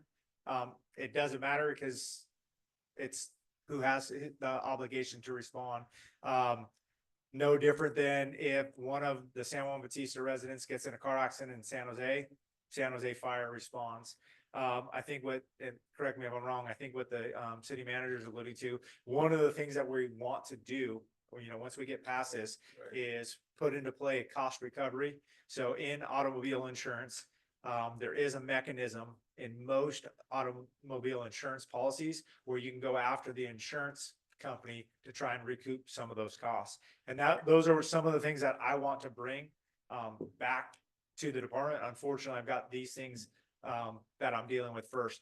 Just for reference, our budget, the cost of our budget did go up 15% from last year to this year. So if you're looking at those numbers and saying that's a huge jump, the cost of the Hollister budget did go up 15% from the 23-24 to 24-25. There's a whole bunch of reasons, no different than talking about why we don't take F-350s. You know, we can dig into that pretty deep. But you know, the costs do go up. They've gone up a lot. And there's a lot of reasons for that. But the fact remains our costs do continue to rise dramatically. And so that 11%, that seems very large. Like I said, we started at a number lower than what we believed was the true cost. That 11% escalator was intended to try and get us closer. That 15% that it jumped this year, there's reasons for that, but the numbers, if we sat down, and I did offer to you guys, and I'll put it out there again, if you guys want to sit down with me, we can have some of these conversations more one-on-one, and I can run you through why we are where we are and what we're doing. But that's where those numbers are coming from based upon those types of things. So I have a question. Oh, I'm sorry. Yes. So why don't you let us all finish and then we can go back to. Go for it. Are you done? You finished? Yeah. Thank you. Okay. I still owe you. I need to make myself available so that I can be better educated from your perspective. I'm going to be completely unhelpful here. What if we liquidated all of our assets with respect to fire? Does that change and still went to Hollister and asked for our contract, provide us fire services? But none of this is available. What does that contract look like? Just from a numbers standpoint.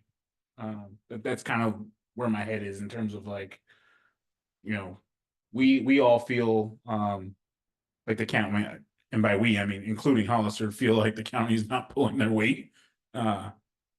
If there wasn't something to draw from here in town for them to take advantage of, and we still, you know, in good faith negotiate a new contract, but there is no taking calls out of the San Juan station. You may understand the numbers can't appear right now, but like, you know, just throwing out scenarios, you know, what does that contract look like? Does it look the same? You know, because now we're not bleeding out of two holes with a new contract and you know, footing some of the county's bill type of thing. That's kind of where my head is. And I get that Hollister is trying to negotiate with both the city of San Juan and Hollister with new contracts and new increases, but baked into our contract is the fact that the county is benefiting from having a resource right here without really chipping in. Well, not really, without actually chipping in at all. And so it's a little hard to make a decision in my mind based on that. And then also there was the negotiation tactic part of it, which again, nothing personal, but you know, watching their meetings, seeing the language as it's written, doesn't make me feel great.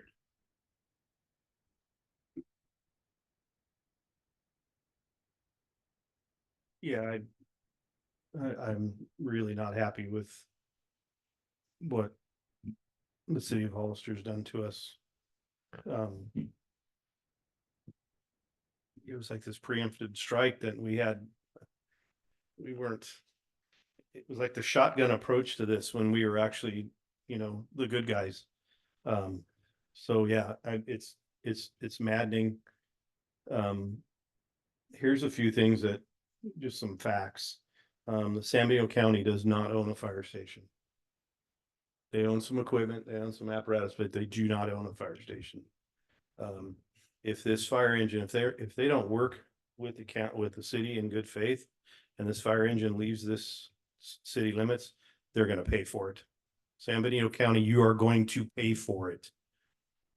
We're the little dogs here, you're the big dogs. Start acting like adults.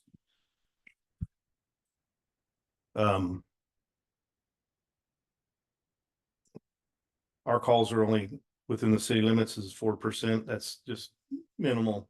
And as far as the, you know, who are we running these calls on, it doesn't matter. If you're going through Merced, you know, you're going to hope that somebody shows up and doesn't ask you for your ID.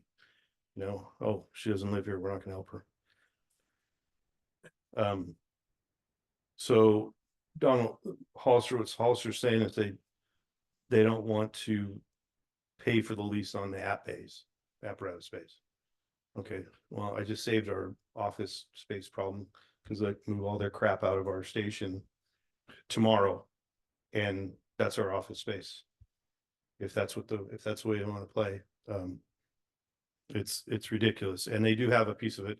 They do own, correct me if I'm wrong, the city of Hollister piece of apparatus is in our firehouse right over here. Yeah, The the type 5 6. or type 6? Yeah. Okay. Which benefits San Benito County because it's a wildland engine. You see where I'm going with this? Yeah. You are better articulating that question. Yeah, yeah. And as far as liquidation, that's it. Yeah, I mean, we still have to exist. But seriously, this is I'm just tired of the games being played over on that side of the county. It's an expensive business. I mean, just if we can just look at something here, and correct me if I'm wrong, CAL FIRE's pretty much starting at about $1 million ballpark to staff an engine. Yeah, because they just went to the stupid 56-hour work week. So yeah, we're talking probably 1.5, 1.6 now, because they went from 3 guys or 2.3 per shift to 3 per shift now. So yeah. Without quoting numbers, the numbers I got from CAL FIRE were higher than the numbers from Hollister. Yeah. Yeah. And that used to be the go-to for communities like us. And I'm worried about Aromas on the new contract with CAL FIRE. I'm just gonna throw that out there too. Yeah. I know it seems like a lot of money, but for a 3-person staffed engine, it's actually pretty reasonable, to be perfectly honest with you. We've just never paid this kind of money in years past. You know, for 100 years, 100 and what, Mike, 115 years as a volunteer department. And until Mike and I joined, the volunteer department paid its own way. City never even paid a dime.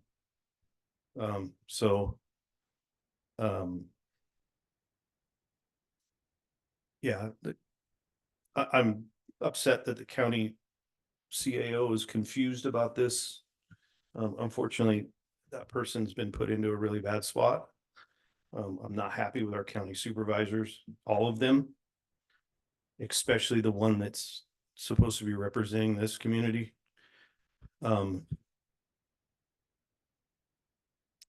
What choice do we have? I mean, Hollister put us in a bad spot. I mean, I'm going to continue to be partners with them over there, but they know I'm not happy with them. So. Good question, John. Where is it gonna come from? Let's get that grocery store going and get a gas to get the, I can't believe I'm gonna say this, but let's get this gas station going again. Yeah. Or going. Yeah. Yeah. So, questions from, we'll come back. Questions from the public. Before you go Yeah. on, just to make a comment to your point, the $410,000. So this station with the staffing that's in there, and we know the county relies heavily on it. It takes 12 people to staff that, not including the battalion chief, and the 410,000 doesn't fully cover 2 people. So just for reference, for the service that you are getting, even though it may feel like it's a lot, just keep that in mind. 12 people plus fire chief, fire marshal, battalion chief that do participate in this, and 410 for what you guys use. 410 doesn't cover the 2 people. Just want to throw that out there. And then add vacation relief and Yeah, all so those things. questions from, yep. We'll come back, John, Okay, please. Michael Ponce? Okay, I'm new to this fire thing and I'm trying to learn as I go. But I'm with Councilman Freeman and the rest of you. How are we gonna pay for this? That's a major issue right there. But I was thinking, okay, so if your budget is for the total fire services providing is $14 to $16 million, and we're only using 4% of it. Your budget is for equipment to provide for protection for some of the things in Hollister that we don't have, like 2 Amazon warehouses, a hospital, a high school, multiple industrial buildings. So then the way it sounds to me is that 4% that you're gonna charge us is helping to pay for some of that equipment that we might never use. The other idea I was thinking is, I'm hoping that feasible study will look into this. Kind of the idea what EJ was saying is, what if we don't need an engine? We don't need that. Can we pay for fire service on a per call basis? If we're only using 4% of, or we're only having 4% of the calls, maybe, I don't know, if the feasible study will find out, maybe it'll be cheaper to go by per call basis instead of having to pay for a portion of your complete budget, which seems to me like we're helping pay for some of the equipment that you will need to protect the city of Hollister that we might never need. I'm just thinking. Thank you.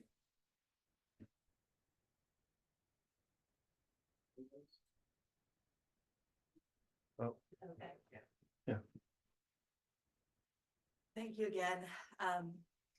This is a personal thing for me, having been in a relationship with someone in the fire service. And we're dealing with people's lives, and I feel the conundrum that you're in. But we've got to figure this out one way or another, because we can't, I mean, EJ, what if it was your wife and your kid? Okay, you'd want the fire department there in the blink of an eye, and you wouldn't want them waiting 5 minutes. Scott, I don't have to tell you, you are in the industry. It's paramount. I mean, our vice mayor utilized their service just a few weeks ago. This isn't something that we can do without, and I do happen to know where you can get $25,000 to apply to it. And I think that's really what we're gonna have to do. We're gonna have to tighten our belts. We're gonna have to figure out where we're gonna pull the money from, and we have to pay for it. Again, I don't think it's a rash decision to put this off another month and figure out where we're gonna pull the money from, because we need it. Thank you. Thank you. And Go ahead. just to be clear, and then Wendy can speak to this if you like, city council, or CPA. When I say use our reserves, I'm saying that our general fund brings in a little more than $2 million a year. And we have a full year of reserves, so we have more than $2 million put away in reserves. So we would pull where would it come from? That 150 would come from the 2 million we have in reserves. But the point is, that's not sustainable. So I just want to be clear, when people ask, where does it come from? That's where I'd write the check from that account. Right, Wendy? Something like that. Yeah, I mean, correct. Our budget was balanced this year as it is every year, and we do have reserves, but we need to protect what Ed Wees always said, the mothership, the general fund reserves. So, it's not sustainable, and looking at other options and solutions would be the best course. Thank you. I'm not sure it's a question of, oh, I'm sorry. John had one, Sorry. so. So this is a little bit of a legal question, so I might be directing this to the city attorney. On the top of page 3, it said, Hollister never approved the lease, and then it says we're ending the lease. So my question is, how can you end a lease if there is no lease? That does not make very good sense to me. I'm not a lawyer, but leases involve land, and I know that land requires a written signature. It comes from Statute of frauds. yeah, back in England, Robin Hood and all that stuff. And so if they don't have the signature, there's no lease, and so you can't end a lease. I mean, we're kind of in a. How do we? How do we pay? We sent City of Hollister a lease that the city council adopted a resolution and approved. We sent it to the city council, and on a 5-2 vote, they didn't, 3-2 vote, they didn't approve the lease. So the contract was approved separately. It says in the contract that the two cities will have a lease for the use of the station. Then we went to execute the lease, and the city council did not approve it. Has there? Yes. And on what basis? What's the every month? The contract specifies the amount and increases from year to year of the life of the 10-year contract. If it were a month situation, I would say they would have a term of 30 days to terminate. So they would probably use to some degree the written lease. And if we're behaving along the same lines as the lease provides, that whatever termination clause is there, will probably be operative, probably. Or if you're paying along every 30 days for the lease, you have 30-day increments and you get a 30-day notice. So I mean, there's been rent paid for the lease. So they could probably not hold up the actual term of the lease, but by their behavior, and the payment terms, I would have to take a look at what the behavior of, the payment schedule and what the termination clause does say. But isn't there how can I say this, a philosophy or a theory in law called reliance? Haven't we relied on the steady payments to do certain things? Sure. And Hollister has relied on making those payments just so they can keep their truck here. So isn't that theory of reliance, doesn't that kind of step in and take the place of a lease? No, It would certainly be operative here. Absolutely. Absolutely. And I think to the extent the reliance was for every 30 days, you could say, I'm not going to rely on that anymore for the next 30 days and cut it off. Well, then we're screwed, but that's never mind. So the question keeps coming up, how can we afford to do this? How can we afford not to do this? I mean, we can't afford not to do this. There's so many other things that come into play that are detrimental. Homeowners insurance, everything. Yeah.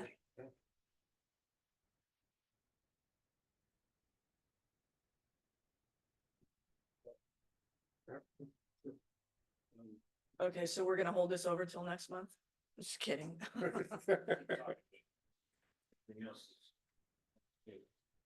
Yeah.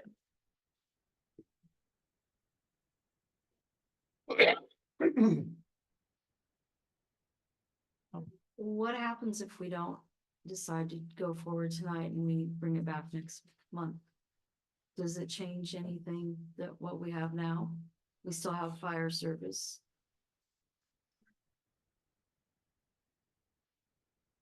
Until March, right? Yeah, so as of right now, nothing changes.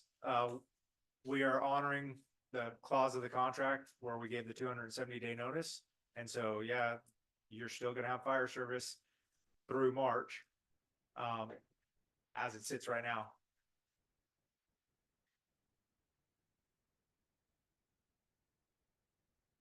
To what end? Said if we bring it back next month. To what end? So we could do it all over again? That's what I mean. What did we just, what Changes is that we give the opportunity and we're hoping that the county comes to the table. This is part of what our city manager wrote in this action item. That we're doing this without the city, without the county being factored in. Wouldn't you want to know what that party's gonna bring to the table, what they're responsible for? Feasibility study. So we can execute as is with an amendment or accept this as is with an amendment to execute until Hollister and San Benito County come to an agreement. Is that correct? I don't know the answer to that question, but I'm gonna tell you, if we're waiting on the county of San Benito, we might as well wait till hell freezes over or whatever. They are leaderless at the chief executive officer, their version of a city manager. They are leaderless. They are rudderless. They are cast afloat in the ocean and bobbing around without any leadership. As Scott accurately stated probably a half hour ago, the county supervisor for this area is a detriment. He's not a help. He's an absolute detriment. And the rest of the board is out to lunch. So I don't know what to say. We have to move on our own. I have maybe less useless questions. Perfect. In your professional opinion, if you had to provide service to San Juan Bautista without this station, what does that look like? Not good. So if you take into account, as we were saying before, we stopped servicing here. Where's your next engine come from? Your next engine comes from Hollister. So if there's an emergency here, you're waiting 15 plus minutes, depending on what's going on 156, to get a response from us. And so my understanding is talking to this contract here and what you guys do tonight, my understanding is the city manager of Hollister is planning to take this before the Hollister City Council only when he has a package deal of the county and the city both together and present him as a package proposal. I think you guys approving this here shows the county that you are working with us as a partner and trying to do this. These talks, I mean, during my interview, this conversation came up. These talks were being had before I was even hired for Hollister. So it's not a new issue. Both the county, the city manager was on my panel. But if you're not operating out of this station here, you're getting station 1 or station 3 from Hollister responding here. Station 1 is a busy station. So, and also to some of the other points that were brought up, the money you guys are paying going towards all our equipment that doesn't service you, but they do. They do service you because those same engines are the ones that come here when you have a structure on fire and those types of things. So it's a whole system that works together. And if you take this component out of that, it hurts the entire system. And I would add, Councilman Sabathia, that my fire insurance is based on, I have a fire station less than 1 mile away. So now you're talking about 9 miles away, and I would guess, and I'm probably gonna guess low, but that would be a 25% increase in my homeowner's insurance. Yeah, so I'm not asking these questions from the standpoint of make it go away. No, I get it. I'm putting my hat on as like, we're negotiating with with the county, right? Like, Yeah, imagine this doesn't exist for you, correct. right? What does your service look like? Yes. And not as a threat, but like seriously consider that, what does service to this side of San Benito County look like without this station? Assign value to it. Well, and to your point, that's exactly what they're going through in the south part of the county, because they have not put a fire station there, despite, as we talked about before, years and years and reports of saying you need a fire station down there. And that's one of the things they're highlighting is the quality of service you get is poor, and they're using that as part of their negotiation. We provide a poor service to that area, but it's a poor service because they haven't put the infrastructure in there for us to be able to better serve it. And given the fact that roughly half of the calls out of this station services the county, you're absolutely correct. That affects them dramatically. They have an issue at the north end of the county. They have an issue through most of the south end of the county. And then if you take out the west end of the county, that's a whole nother problem they got to deal with. Mhm. Yeah, And these are recommendations in the 2018 study that we did, right? These are recommendations from the 2018 study. These are recommendations from previous studies, grand jury reports from CAL FIRE back when they had the contract. I mean, this is not a new concept of what we're discussing here. It's been brought up over and over and over again. So. yeah, I'm this is your profession. I'm an engineer by trade, and it's hard to make decisions without making yourself expert for me in a subject. And this is beyond, it's just over me. I'm trying to tread water, understanding it while making, big decisions about that impact all of our constituents. I do like a point that you made, Scott, that I wanted to bring back up and make sure it didn't get buried. We have some pretty serious, square footage concerns from a staffing standpoint here. And I don't mean this to sound punitive at all. It isn't, but it's because we're looking at, a space that was being paid for and things that were being paid for, and instead of us having to put the bill somewhere else, buying back some square footage in areas that are being used, for this purpose could help us solve other areas and ultimately save budget other places, that help us continue to balance. So that really should be looked at, where we talking about tightening belts and looking at things that there's areas where we may not have to spend money in other places that afford us some freedom to digest this a little better. Creative accounting. You get jail time for that. So, couple things that I get where you're going with, what if there was no fire apparatus here? Hey, county, where would you be? They would be up a creek. But so would we. Yeah. Like I mentioned, I only mentioned that so that you can, when you apply pressure and pain in that way, it helps people to want to assign value to it. That was my only motive. And yeah, and that's why I called, put the county. I noticed they're going to start paying for a piece of apparatus. The OES rate for type 1's not cheap nowadays, so they'll be paying for and we'll be rounding up.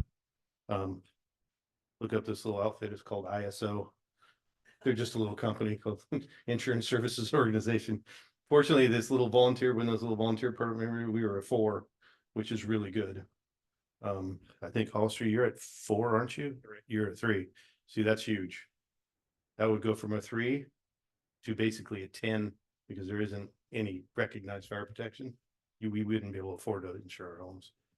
That's just it would be a bloodbath. I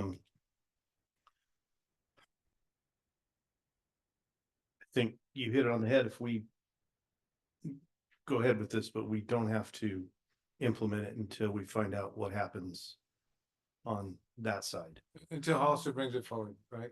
So, Correct. so we get our business done tonight, and then we'll rely on our partners in Hollister.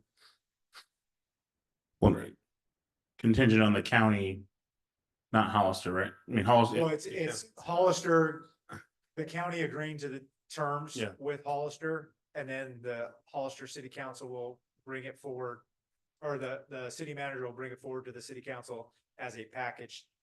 Here's where we sit with everything. Yep, I just want to make sure we get our language right on approval. I don't want us to, our language just to rely on that kind of handshake, don't bring it forward, but the language should be, you know, until the county agrees to terms.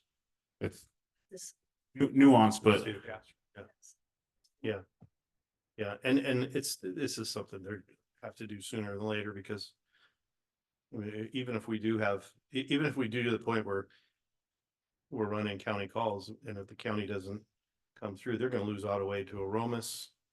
They're gonna lose Ottaway to South Santa Clara County on this corner, because there's no jurisdictional borders. I mean, it's just gonna, it's. So folks at Rancho Larios, folks in the San Juan Canyon, and folks in the San Juan Valley, you're welcome.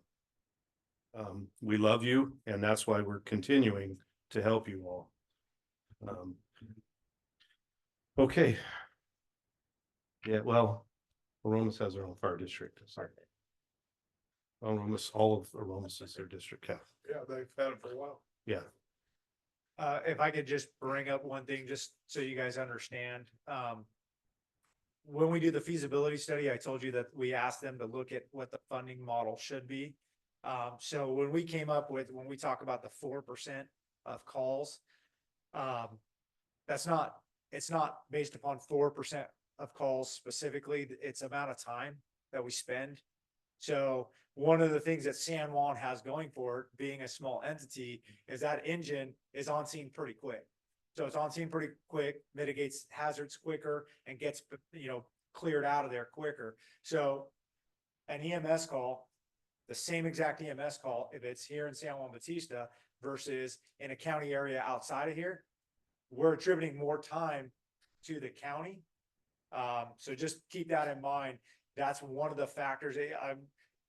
When I came here, one of the things I was tasked with is figuring out how to do this contract and how it should be modeled. And my honest opinion was, I could sit here and do it a perfect way, but the county's gonna look at me and say I'm a City of Hollister employee. San Juan Bautista is gonna look at me and say City Hollister employee, which is why we put it into the RFP to do that. But for how we were coming up with a lot of these numbers and where we got to was based upon that time, and it was time of dispatch till the time we cleared. And so, like I said, even a vehicle accident in San Juan Bautista versus in the county, we're crediting them with more chargeable time because it takes us longer to get there. Just wanted to make sure that that was clear. Thank you. Okay. Really? yeah. Good. As I hear this, I just itching at me and eating me. Like, if the county had to make those same calculations for the county, we don't exist to them. Make those calculations for them, like that is a quantifiable number of they are benefiting from, resources within the city of San Juan Bautista, because those numbers look different for their calls on this side of the county. Correct. With those calculations, and to your point, they should be helping us pay for that, not mooching off of it. So I'll shut up now. I have one last thing to say, and it's really not probably very useful, but kind of along the same lines that you're expressing your sentiments. I'm feeling like the way that the city of Hollister is trying to get the county's attention is by squeezing us. It ain't fair. It ain't fair. All right, what's your pleasure? This is a bitter one. This is a hard one. We need a big old spoonful of sugar and a shot of rum. So- Okay, my house after this. Okay. Okay. So number 4 asks that the mayor be approved to execute amendment number 1 as presented. But you want to condition that? Yeah. Yes, absolutely. Change number 4. Yes. Yeah, You want to go? You want me to go? I'll go. Yeah. I got it. I make a motion to approval resolution authorizing amendment 1 to the Fire Protection Services Agreement dated March 18, 2019, between the city of Hollister and the city of San Juan Bautista. Contingent. But have it being contingent on the city of Hollister and San Benito County coming to an agreement. Contingent on, yeah. I second.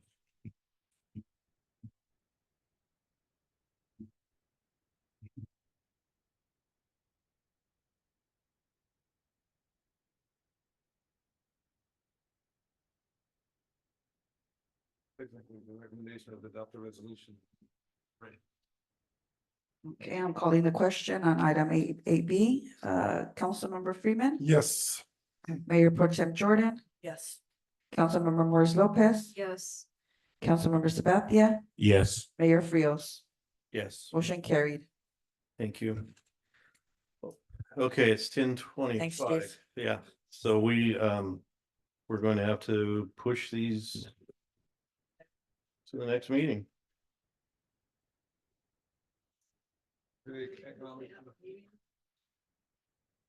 Oh, okay.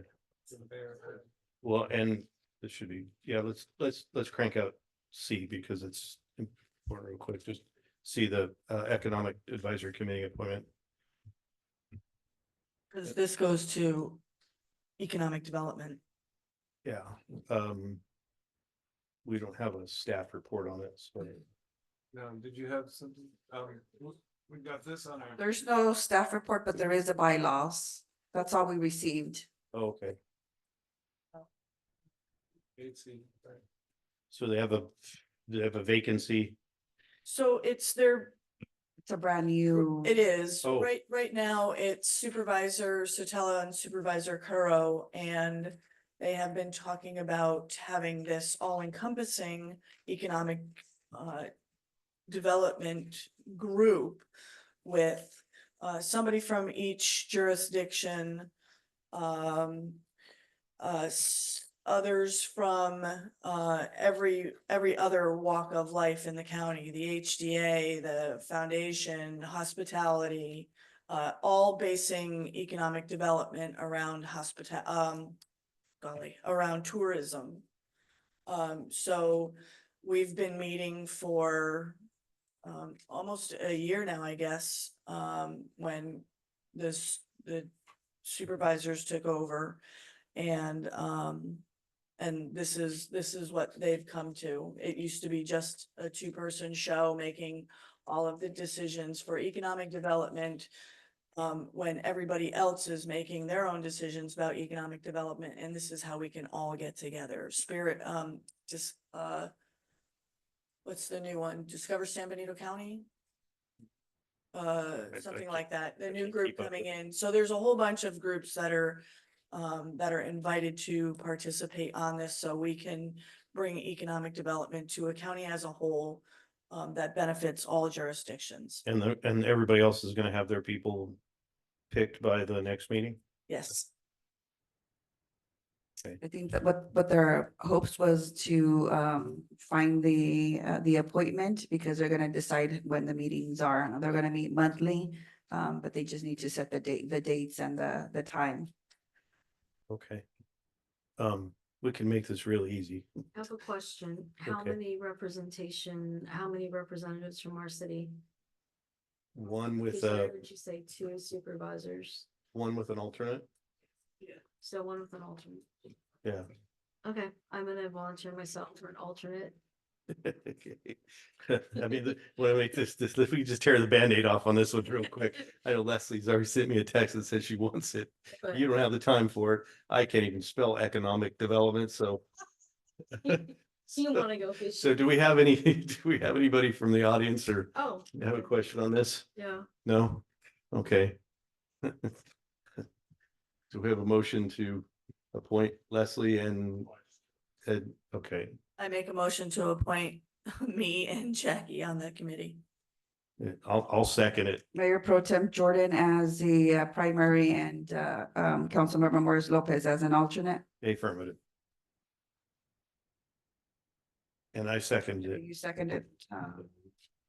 Councilmember Freeman, Yes. Mayor Pro Tem Jordan, Yeah. Councilmember Morris Lopez, Yes. Councilmember Sabathia, Yes. Mayor Frios. Yes. Motion carried. Motion to adjourn the meeting. Yes. So moved. Second. All that. Good. We're good. Huh? I know. I move. 2 seconds. Second. Second. Councilmember Freeman, Yes. Mayor Pro Tem Jordan, Yes. Councilmember Morris Lopez, Yes. Councilmember Sabathia, Mayor Frios. Yes. Thank you. Thank you.